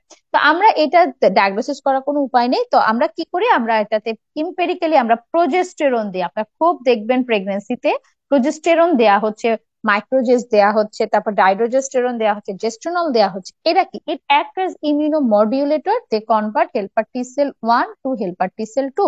তারা যে হেল্পার টি সেল 1 ছিল শরীরের মধ্যে, সেগুলোকেও হেল্পার টি সেল 2 তে কনভার্ট করে, যেন তাড়াতাড়ি হেল্পার টি সেল 2 বেশি বেশি করে ইউটেরাইন এনকে সেলকে সাপ্রেস করতে পারে। সো এটা একটা ইমিউনোমডুলেটর। প্রোজেস্টেরনের আরো ফাংশন আছে। প্রোজেস্টেরন কিন্তু এন্ডোমেট্রিয়ামকেও ডিসিডুয়ালাইজেশন করে, যেন ইমপ্লান্টেশনে হেল্প হয়, এন্ড সার্ভাইকাল স্মুথ মাসেলের টোন মেনটেন করে, যেন অ্যাবর্শন না হয়। তো প্রোজেস্টেরনের কিন্তু 3 মুখী ইফেক্ট আছে। একটা হচ্ছে তারা এন্ডোমেট্রিয়াম থেকে ডিসিডুয়ালাইজেশন করে, যেন ইমপ্লান্টেশন ভালো হয়। তারা সার্ভাইকাল এপিথেলিয়ামের যে সার্কুলার মাসেল আছে সেটা টনিসিটি বজায় রাখে, যেন অ্যাবর্শন না হয়। আর 3 নাম্বার হচ্ছে ইমিউনোমডুলেটর হিসেবে কাজ করে। তাহলে আমরা অটোইমিউন পড়লাম, অ্যালোইমিউন পড়লাম। সো ইমিউনিটির যেটাই থাকুক, আমরা একটার জন্য দিচ্ছি প্রোজেস্টেরন, এবং আরেকটার জন্য দিচ্ছি আমরা লো মলিকুলার ওয়েট হেপারিন এবং হচ্ছে অ্যাসপিরিন। ঠিক আছে, মিললো? আমরা কিন্তু আরপিএল এই ওষুধগুলো দেওয়া হয়ে থাকে। কোনটা কেন দিচ্ছি তাহলে এটা একটু আপনারা জানবেন। 3 নাম্বার হচ্ছে এন্ডোক্রাইন। এন্ডোক্রাইন কোন কারণে আসলে আরপিএল হয়? এন্ডোক্রাইনও কিন্তু অনেক বেশি, 17 থেকে 20% কারণ। এন্ডোক্রাইনের মধ্যে আনকন্ট্রোলড ডায়াবেটিস, আনকন্ট্রোলড হাইপোথাইরয়েডিজম, এই দুইটা বেশি গুরুত্ব পাবে। আনকন্ট্রোল ডায়াবেটিস আর আনকন্ট্রোল হাইপারটেনশন, আনকন্ট্রোল হাইপোথাইরয়েডিজম, এগুলো বের ইনভেস্টিগেশনের জন্য আমরা করব হচ্ছে ওজিটিটি। এখানে ওজিটিটি বলতে হবে, HbA1c, এবং আমরা করব free T3 T4 and TSH অর্থাৎ থাইরয়েড ফাংশন টেস্ট। এগুলো আমরা দেখব। ট্রিটমেন্ট আমরা দিব, এটা সহজ, অ্যান্টি ডায়াবেটিক দিব, থাইরক্সিন দিব। এই হচ্ছে এন্ডোক্রাইন। এন্ডোক্রাইনটা সহজ, কঠিন না। এবার আসে আমরা স্ট্রাকচারাল অ্যাবনর্মালিটি। স্ট্রাকচারাল অ্যাবনর্মালিটি মনে রাখবো আমরা, এটা সাধারণত কোনোভাবেই ফার্স্ট ট্রাইমেস্টার লস করে না। স্ট্রাকচারাল অ্যাবনর্মালিটি মেইনলি করে হচ্ছে সেকেন্ড ট্রাইমেস্টার লস, এবং সেকেন্ড ট্রাইমেস্টার লসের জন্য ওরা ইউনিক। কিন্তু ইমিউনিটি, এন্ডোক্রাইন, ক্রোমোজোমাল, এগুলো ফার্স্ট ট্রাইমেস্টার লস করে। কিভাবে করে? 10 থেকে 15% স্ট্রাকচারাল। এখন কোন স্ট্রাকচার? যেমন সার্ভিক্স, সার্ভিক্সে সার্ভাইকাল ইনকম্পিটেন্স যদি থাকে, cervical incompetence. Uterus, congenital anomaly of the uterus. যেমন সেপ্টেড ইউটেরাস যদি হয়, সেপ্টেড ইউটেরাসটা একমাত্র ফার্স্ট ট্রাইমেস্টার লস করতে পারে, বাকি আর কোনোটাই পারে না। আর বাকি সব হচ্ছে সেকেন্ড ট্রাইমেস্টার লস করে। যদি দেখেন যে ইউটেরাসে ফাইব্রয়েড আছে, বড় বড় ফাইব্রয়েড, সেটাও মিড ট্রাইমেস্টার লস করতে পারে। আশারম্যান সিনড্রোম থাকলেও লস হতে পারে, আশারম্যান সিনড্রোম। এগুলো হচ্ছে স্ট্রাকচারাল কি কি কারণে লস হতে পারে। কিভাবে আমরা বুঝি? আমরা যদি প্রেগনেন্সির আগে হিস্টেরোসালপিনজোগ্রাম করি এবং সেখানে যদি আমরা ফানেলিং অফ দা সার্ভিক্স দেখি, ফানেলিং, তাহলে আমরা বুঝবো। আচ্ছা, এটা ছাড়াও আমরা যদি আল্ট্রাসাউন্ড করি, আমরা আল্ট্রাসাউন্ড করে সার্ভিক্সের লেন্থ দেখতে পারি, আল্ট্রাসাউন্ড করে আমরা ফাইব্রয়েড আছে কিনা দেখতে পারি, এবং এটা ভালো বোঝা যাবে 3D আল্ট্রাসাউন্ডে। অথবা আমরা হিস্ট্রিস্কোপিতে বুঝবো, MRI করে আমরা বুঝতে পারি। আচ্ছা, ট্রিটমেন্ট কি? যদি এটা সার্ভাইকাল ইনকম্পিটেন্স থাকে তাহলে ম্যাকডোনাল্ড সুচার, সার্ভাইকাল ইনকম্পিটেন্স থাকলে ম্যাকডোনাল্ড সুচার। ইউটেরাইন অ্যানোমালি থাকলে মেট্রোপ্লাস্টি, ইউটেরাইন অ্যানোমালি থাকলে মেট্রোপ্লাস্টি। আর যদি আশারম্যান সিনড্রোম থাকে তাহলে হচ্ছে আমাদের অ্যাডহিসিওলাইসিস, অ্যাডহিসিওলাইসিস করতে হবে এবং একটা ক্যাথেটার দিয়ে রাখতে হবে 7 দিনের জন্য ইউটেরাসের ভেতরে। তাহলে যদি এটা ইউটেরাসের কোনো কনজেনিটাল অ্যানোমালি হয় তাহলে মেট্রোপ্লাস্টি, যদি সার্ভিসের ইনকম্পিটেন্স থাকে ম্যাকডোনাল্ডস, আর যদি আশারম্যান সিনড্রোম ফাইব্রয়েড থাকে তাহলে মায়োমেক্টমি, আর আশারম্যান সিনড্রোম থাকলে আমাদের অ্যাডহিসিওলাইসিস। এই হচ্ছে ট্রিটমেন্ট, স্ট্রাকচারটা সহজ। এখন আসলে আমরা ইনফেকশন। ইনফেকশন কিন্তু ফার্স্ট ট্রাইমেস্টার লস ইউজুয়ালি করে না, সেকেন্ড ট্রাইমেস্টার লস করে 0.5 থেকে 5%, 0.5 to 5%। আচ্ছা, বিশেষ করে ব্যাকটেরিয়াল ভ্যাজাইনোসিস, ব্যাকটেরিয়াল ভ্যাজাইনোসিস এটাই অনেক বেশি রেসপন্সিবল। এরা মেমব্রেন রাপচার করে আরপিএল করতে পারে। সব সময় মনে রাখবেন, টর্চ কখনো আরপিএল করে না, টর্চ স্পোরাডিক লস করে।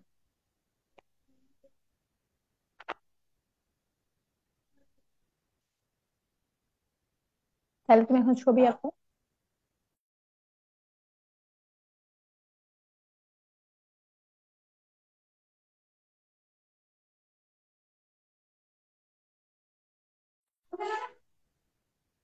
এটা গেল ইনফেকশন। তাহলে এটা আপনার সবসময় মনে রাখবেন। আপু অনেক সময় দেখবেন যে অনেক ডাক্তাররা আপনার আরপিএল পেশেন্ট আসলে বারবার অ্যাবর্শন হলে টর্চ প্যানেল করে। টর্চ কিন্তু কখনো আরপিএল করে না, কারণ টর্চে কিন্তু ইমিউনিটি ডেভেলপ করে ফেলে।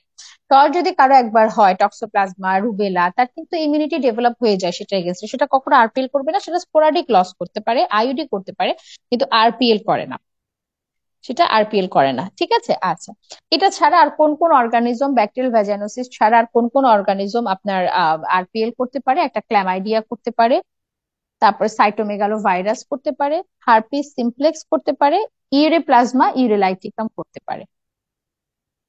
তাহলে chlamydia, bacterial vaginosis, herpes simplex, ureaplasma urealyticum এবং হচ্ছে সাইটোমেগালো ভাইরাস এরা করতে পারে। এরা কি করে? এই ধরনের ইনফেকশন গুলো প্রোটিওলাইটিক এনজাইম রিলিজ করে করে রাপচার অফ মেমব্রেন করে, মেমব্রেন রাপচার করে।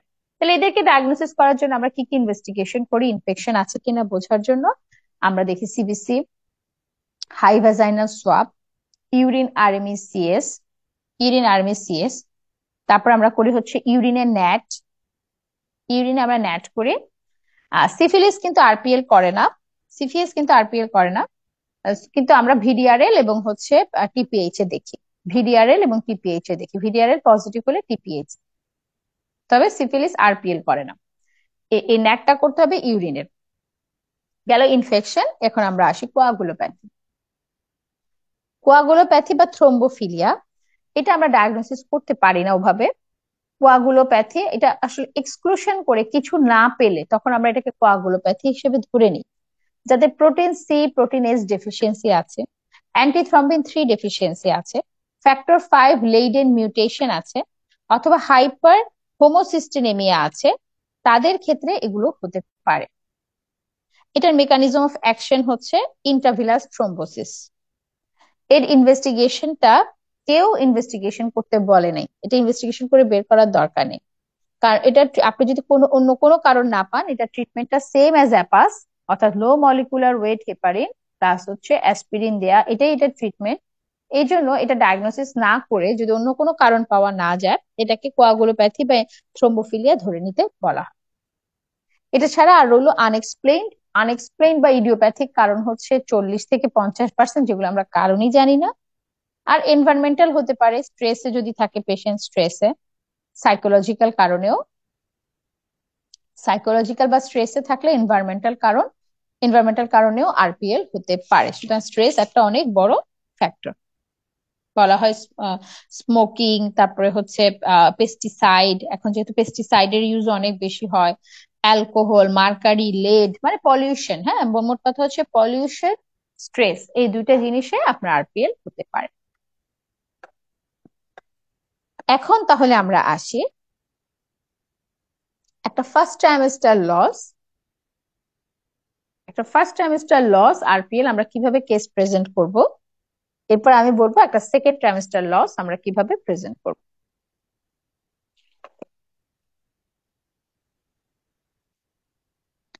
একটা ফার্স্ট ট্রাইমেস্টার লস আমরা এভাবে বলতে পারি: মিসেস রেবেকা, 35 years old, প্যারা, 0+3 abortion, housewife of middle socioeconomic condition, hailing from Naranganj, got admitted in this hospital with the chief complaints of 3 consecutive pregnancy loss. History of 3 consecutive pregnancy loss and admitted for further evaluation.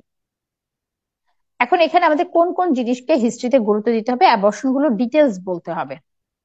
তার abortion গুলো কত সপ্তাহে হয়েছিল, এগুলো consecutive কিনা, এবং abortion গুলো কিভাবে টার্মিনেট হয়েছিল, ডিএনসি বা এরকম লেগেছিল কিনা, এই জিনিসগুলো জিজ্ঞাসা করতে হবে। এটা মেইন। আর বাকি নর্মাল হিস্ট্রি। তাহলে অ্যাবর্শন গুলো আমাকে ডিটেলস ধরতে হবে।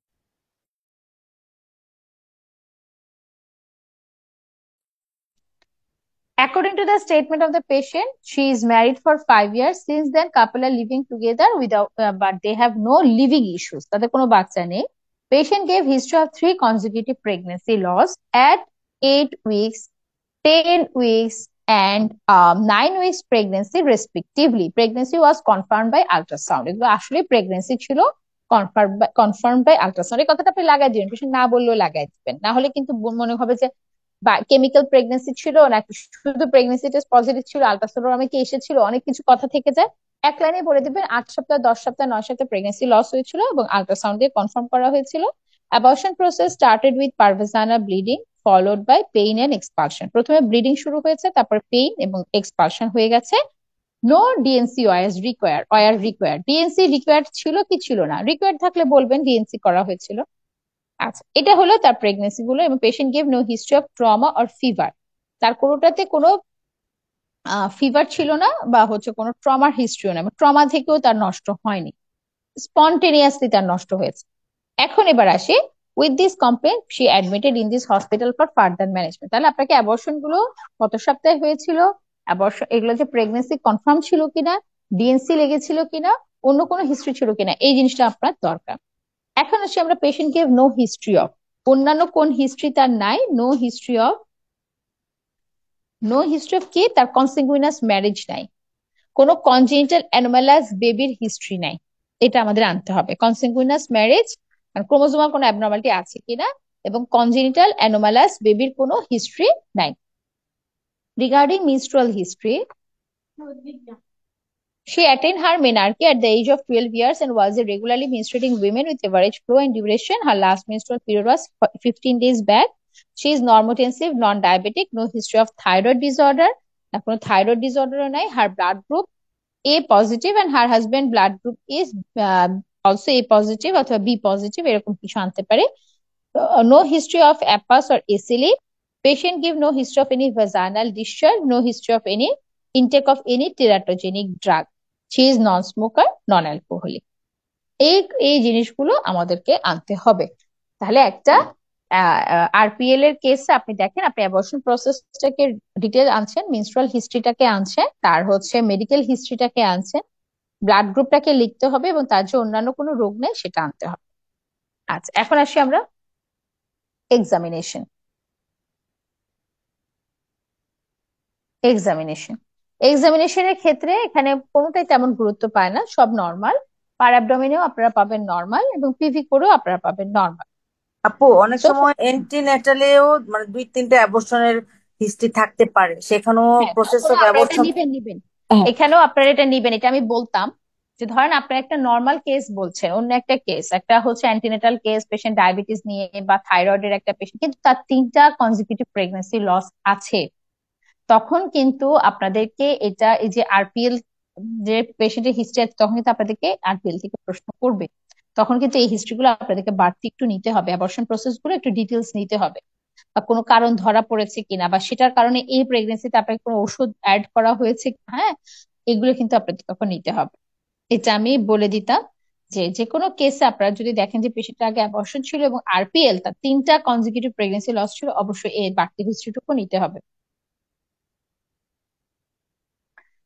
আচ্ছা, জেনারেল এক্সামিনেশন, পার অ্যাবডোমেন এবং পিভি, এগুলোতে আমরা কোনো অ্যাবনর্মালিটি সাধারণত পাই না। সো আমরা কি বলবো, from history and examination my professional diagnosis, this is a case of recurrent first trimester pregnancy loss. Recurrent first trimester pregnancy loss. তাহলে এটা যদি আমরা একটা আপু কি যেন ফার্স্টে বলছিলেন, আরসিও যে বলছে 3টা, আর 2টা হলেও 3টা, রিকারেন্ট প্রেগনেন্সি লস বলবো? এসিও যে কি 2টা? অ্যাকচুয়ালি 2টা, 2টা হলে আপনারা ইনভেস্টিগেশন শুরু করতে পারেন, বাট বাই ডেফিনেশন এটা 3টা প্রেগনেন্সি লস হতে হবে। যদি 2টা থাকে তাহলে কি রিকারেন্ট বলবো না? না, 2টা কখনো রিকারেন্ট না। 2টা থাকলে আপনি ইনভেস্টিগেশন শুরু করতে পারেন, থার্ড অ্যাবর্শনের জন্য আপনি অপেক্ষা না করতে পারেন, হ্যাঁ, ইনভেস্টিগেশন শুরু করতে পারেন, কিন্তু আপনি আরপিএল বলতে পারবেন না। আপু আচ্ছা, নর্মাল একটা, চেকলিস্ট। আপু নর্মাল প্রেগনেন্সিতে যদি তার 2টা অ্যাবর্শনের হিস্ট্রি থাকে, তাহলে আমরা উইথ এত গ্র্যাভিটি এত pregnancy with two history of two abortion. তখন এটাকে হিস্ট্রি অফ টু অ্যাবর্শনকে আপনারা তো হাইলাইট করা লাগবে না তো। ও আচ্ছা। আপনি জাস্ট হিস্ট্রির মধ্যে তার এই অ্যাবর্শন গুলো কত সপ্তাহে ছিল, কিভাবে হয়েছিল, দেখা যাবে যে তার 2টাই ছিল ইনডিউসড, ঠিক হ্যাঁ। আছে, কারণ ওগুলাকে আপনার হাইলাইট করা লাগবে না। আপনি যদি দেখেন যে তার 3টা কনজিকিউটিভ প্রেগনেন্সি লস স্পন্টেনিয়াস ছিল, 3টা কনজিকিউটিভ, তখন আপনি এটাকে আরপিএল বলতে পারবেন। আচ্ছা, তাহলে আমাদের চেক লিস্টে থাকবে এইজ, ডিটেল অফ অ্যাবর্শন, তারপরে তার কোনো হিস্ট্রি অফ ফিভার অথবা তার কোনো ট্রমার হিস্ট্রি ছিল কিনা এটা আনতে হবে। এরপরে আমাদের ফ্যামিলি হিস্ট্রির মধ্যে আনতে হবে তার কোনো কনসিগুইনাস ম্যারেজের হিস্ট্রি ছিল কিনা এবং কোনো কনজেনিটাল অ্যানোমালাস বেবির হিস্ট্রি ছিল কিনা। মেডিকেল হিস্ট্রির মধ্যে তার আনতে হবে, মেডিকেল হিস্ট্রির মধ্যে তার হাইপারটেনশন এখানে গুরুত্ব না, তার ডায়াবেটিস, তার থাইরয়েড ডিজিজ, তার অ্যাপাস, তার এসএলই, এগুলো আছে কিনা, অ্যাপাস, এসএলই, এবং তার ব্লাড গ্রুপ। গাইনি হিস্ট্রির মধ্যে তার আনতে হবে যে তার মানে ভেজানাল ডিসচার্জ, বা এটা এটা না আনলেও হয়, মানে এটা খুব বেশি জরুরি না, বাট রিকারেন্ট কোনো ভেজানাল ইনফেকশন তার ছিল কিনা সেটা আমরা আনতে পারি, কারণ ভেজানাল ডিসচার্জ তো সব পেশেন্টেরই থাকে। এবং ড্রাগ হিস্ট্রির মধ্যে সে কোনো টেরাটোজেনিক ড্রাগস নেয় কিনা সেটা নিতে হবে। তো এগুলো হচ্ছে আমাদের চেক লিস্ট। তাহলে আপনার চেক লিস্টটা লিখে রাখলে এটা হচ্ছে আপনাদের রিটেনের জন্য খুব উপকার হবে, কারণ রিটেনও কিন্তু আরপিএলটা খুব আসে। এখন আপনি কি কি ইনভেস্টিগেশন করতে চান? ইনভেস্টিগেশন আপনি দেখবেন যে ইনভেস্টিগেশন গুলো খুবই সহজ। আমরা একটা রুটিন ইনভেস্টিগেশন একটা পেশেন্টের যা করি সেগুলোই, যেমন আমি করতে চাই তার কমপ্লিট ব্লাড কাউন্ট করতে চাই, তার আল্ট্রাসাউন্ড, কমপ্লিট ব্লাড কাউন্ট, আবার কোনো ইনফেকশন আছে কিনা বুঝবো, তার ব্লাড গ্রুপিং করতে চাই, তার হচ্ছে ওজিটিটি করতে চাই, তার ডায়াবেটিস আছে কিনা, তার টিএসএইচ দেখতে চাই, তার পিডিআরএল করতে চাই, তার ইউরিন আরএমই করতে চাই, তার আল্ট্রাসাউন্ড করতে চাই। এই 8টা, 1 2 3 4 5 6 7, 6 7, এই ইনভেস্টিগেশন গুলো আমরা কিন্তু নর্মালি প্রেগনেন্সিতে সব পেশেন্টের করছি। নর্মালিও প্রেগনেন্সিতে সব পেশেন্টের করছি, 7টা ইনভেস্টিগেশন, সাথে HbA1c মানে 8টা ইনভেস্টিগেশন তো আমরা করি, 7টা কিন্তু আমার এখানে করতেই হচ্ছে। বাড়তি আমরা যেটা করব, এটা যেহেতু ফার্স্ট ট্রাইমেস্টার, আমরা অ্যান্টিফসফোলিপিড অ্যান্টিবডি দেখতে হবে। অ্যান্টিফসফোলিপিড অ্যান্টিবডি যেহেতু তার 3টা কনজিকিউটিভ প্রেগনেন্সি লস 10 সপ্তাহের কম, আর আরেকটা হচ্ছে প্যারেন্টস এর ক্যারিওটাইপ দেখতে হবে। প্যারেন্টস এর ক্যারিওটাইপ দেখতে হবে। এটা হচ্ছে তার জন্য আমাদের ইনভেস্টিগেশন। আর ট্রিটমেন্ট তো আমরা অ্যাকর্ডিং টু এর ফাইন্ডিংস আমরা ট্রিটমেন্টটা জানি। এখন একটা আমরা সেকেন্ড ট্রাইমেস্টার লস করব। Second trimester loss,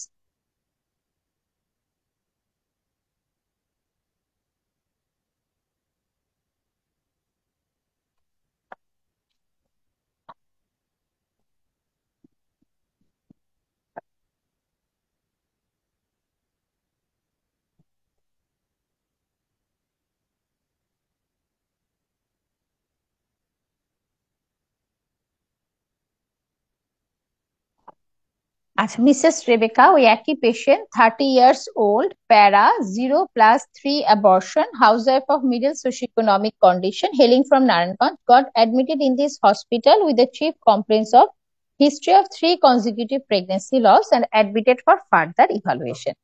According to the statement of the patient, she is married for 5 years. Since then, the couple are living together. They have no living issues. Patient gave history of 3 consecutive pregnancy loss at 18 weeks, 24 weeks and 20 weeks pregnancy respectively, মানে 12 সপ্তাহের পরে, এবং তার সবগুলো second trimester loss ছিল। এখন এই abortion গুলোর প্রসেস এখন আমাকে ডিটেলস বলতে হবে কিভাবে হয়েছিল। ডিটেলস হচ্ছে, there was painless expulsion, painless expulsion of product of conception with sudden uterine contraction.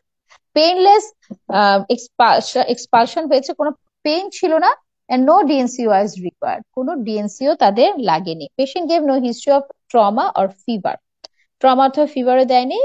With this complain patient admitted in this hospital for further management. এরপর আমরা তার menstrual history নিয়েছি। Patient attain her menarche at the age of 12 years, was a regularly menstruating women with average flow and duration. Her last menstrual period was 15 days back.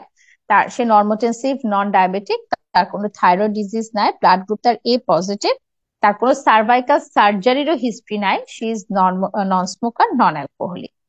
এইটা একটা পেশেন্টের history হতে পারে। So তার জেনারেল এক্সামিনেশন করলাম, সব normal, পার abdominal examination করলাম এবং তার পিভি করলাম। এগুলোতে আমরা সব নর্মাল পাবো। আচ্ছা, এখানে ইনভেস্টিগেশন আমাদের যেটা করতে হবে, এখানে তখন আমরা বলতে পারি যে recurrent second trimester loss, recurrent second trimester pregnancy loss. তখন সেকেন্ড ট্রাইমেস্টার কি কি কারণে লস হতে পারে, আপনি কি কি ইনভেস্টিগেশন করবেন সেকেন্ড ট্রাইমেস্টার লস চিন্তা করে, সেখানে আপনি আর এখানে বলবেন না, প্যারেন্টস এর ক্যারিওটাইপ বলবো না, এখানে আমরা বলবো, আমরা যে রুটিন ইনভেস্টিগেশন এগুলো সব বলবো। বাট আমরা যেভাবে হিস্ট্রিটা বলেছি এটা সার্ভাইকাল ইনকম্পিটেন্স মনে হচ্ছে, এই জন্য আমরা যেটা বলবো যে আমরা এখানে একটা হিস্ট্রোসালপিনজিওগ্রাম করতে পারি, যেখানে আমরা ফানেলিং পাবো, অথবা হেগার্স ডাইলেটর দিয়েও আমরা দেখতে পারি। 6 থেকে 8 নাম্বার হেগার্স ডাইলেটর যদি কোনো স্ন্যাপিং ইফেক্ট ছাড়াই ঢুকে বের হয়, তার মানে সেটা সার্ভাইকাল ইনকম্পিটেন্স। এটা ছাড়া অন্যান্য গুলো বোঝার জন্য আমরা একটা 3D আল্ট্রাসাউন্ড করতে পারি, ইউটেরাইন কোনো অ্যাবনর্মালিটি আছে কিনা সেটা বোঝার জন্য। আর অ্যান্টিফসফোলিপিড অ্যান্টিবডি দেখতে পারি, যেগুলো সেকেন্ড ট্রাইমেস্টার প্রেগনেন্সি লসের জন্য রেসপন্সিবল, এবং হাই ভ্যাজাইনাল সোয়াব করতে পারি।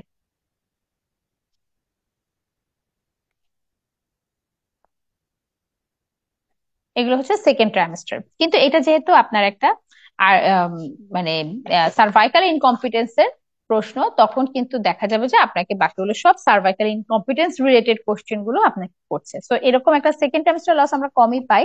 সেকেন্ড ট্রাইমেস্টার লস যদি আপনি পান, তাহলে মনে রাখবেন এখানে আপনাকে সার্ভাইকাল ইনকম্পিটেন্স এটার জন্য পড়তে হবে, সার্ভাইকাল ইনকম্পিটেন্স এই চ্যাপ্টারটা পড়তে হবে, প্লাস ম্যাকডোনাল্ড সুচারটা পড়তে হবে। এটা কখন দেয়া হয়, কিভাবে দেয়া হয়, কখন খোলা হয়, এটা কিন্তু অস্পি বইগুলোতেও আছে, অস্পি আপু, বইগুলোতে আছে। অ্যান্টিফসফোলিপিড অ্যান্টিবডি সিনড্রোমের ক্রাইটেরিয়াটা একটু কাইন্ডলি বলুন। এটা 3টা ক্রাইটেরিয়া, একটা হচ্ছে রিকারেন্ট, একটা হচ্ছে consecutive 3 pregnancy loss less than 10 weeks, consecutive 3 pregnancy loss less than 10 weeks when chromosomal hormonal infection excluded. এই লাইনটা আমি বললাম এটা লম্বা হয়ে যায়। 3 consecutive loss less than 10 weeks when chromosomal hormonal and infection excluded, অথবা unexplained IUD, morphologically normal fetus, অথবা pregnancy terminated before 34 weeks pregnancy due to IUGR or preeclampsia. জি ঠিক আছে, এই হলো আপু আমাদের আরপিএল। আমার মনে হয় অ্যাটলিস্ট আরপিএল এ আপনারা ক্রোমোজোমাল এবং ইমিউনোলজিক্যাল এই দুইটা জায়গা আমাদের একটু মানে গ্রে এরিয়া, আমরা তো ভালো জানি না, এই অ্যাটলিস্ট আপনারা এই জায়গা দুটো হলো আমরা একটু ডিটেলস জানতে পারবেন। এটা ফিরোজা বেগম ম্যাডামের লেকচারে ছিল, সো ওনার বইতেও থাকবে, ওনার বইয়ের এই চ্যাপ্টার আমার পড়া হয়নি, আপনারা ওখান থেকেও এটা পড়তে পারেন।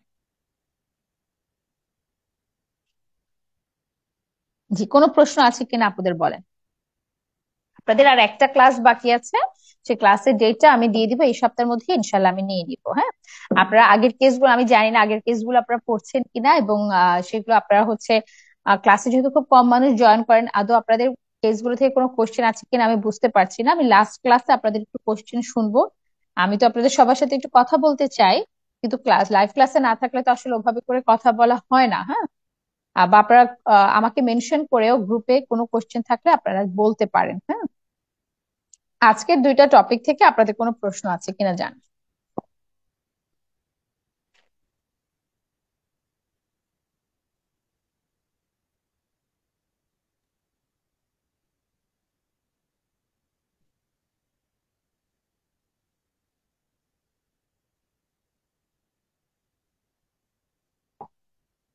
ঠিক আছে আপু, আপনাদের যদি কোনো প্রশ্ন না থাকে নেক্সট ক্লাসে ইনশাল্লাহ দেখা হবে। আজকে আমরা দুইটা কেস পড়েছি, মানে দুইটা টপিকের উপরে কেস পড়েছি, একটা মোলার প্রেগন্যান্সি এবং আরপিএল, দুটাই খুবই গুরুত্বপূর্ণ। আপনাদের যদি এই দুইটা কেস পড়ার পরে কোনো প্রশ্ন থাকে অবশ্যই আমাকে নেক্সট ক্লাসে করতে পারেন। সবাই ভালো থাকবেন, আল্লাহ হাফিজ। থ্যাংক ইউ আপু। আসসালামু আলাইকুম। ওয়ালাইকুম আসসালাম।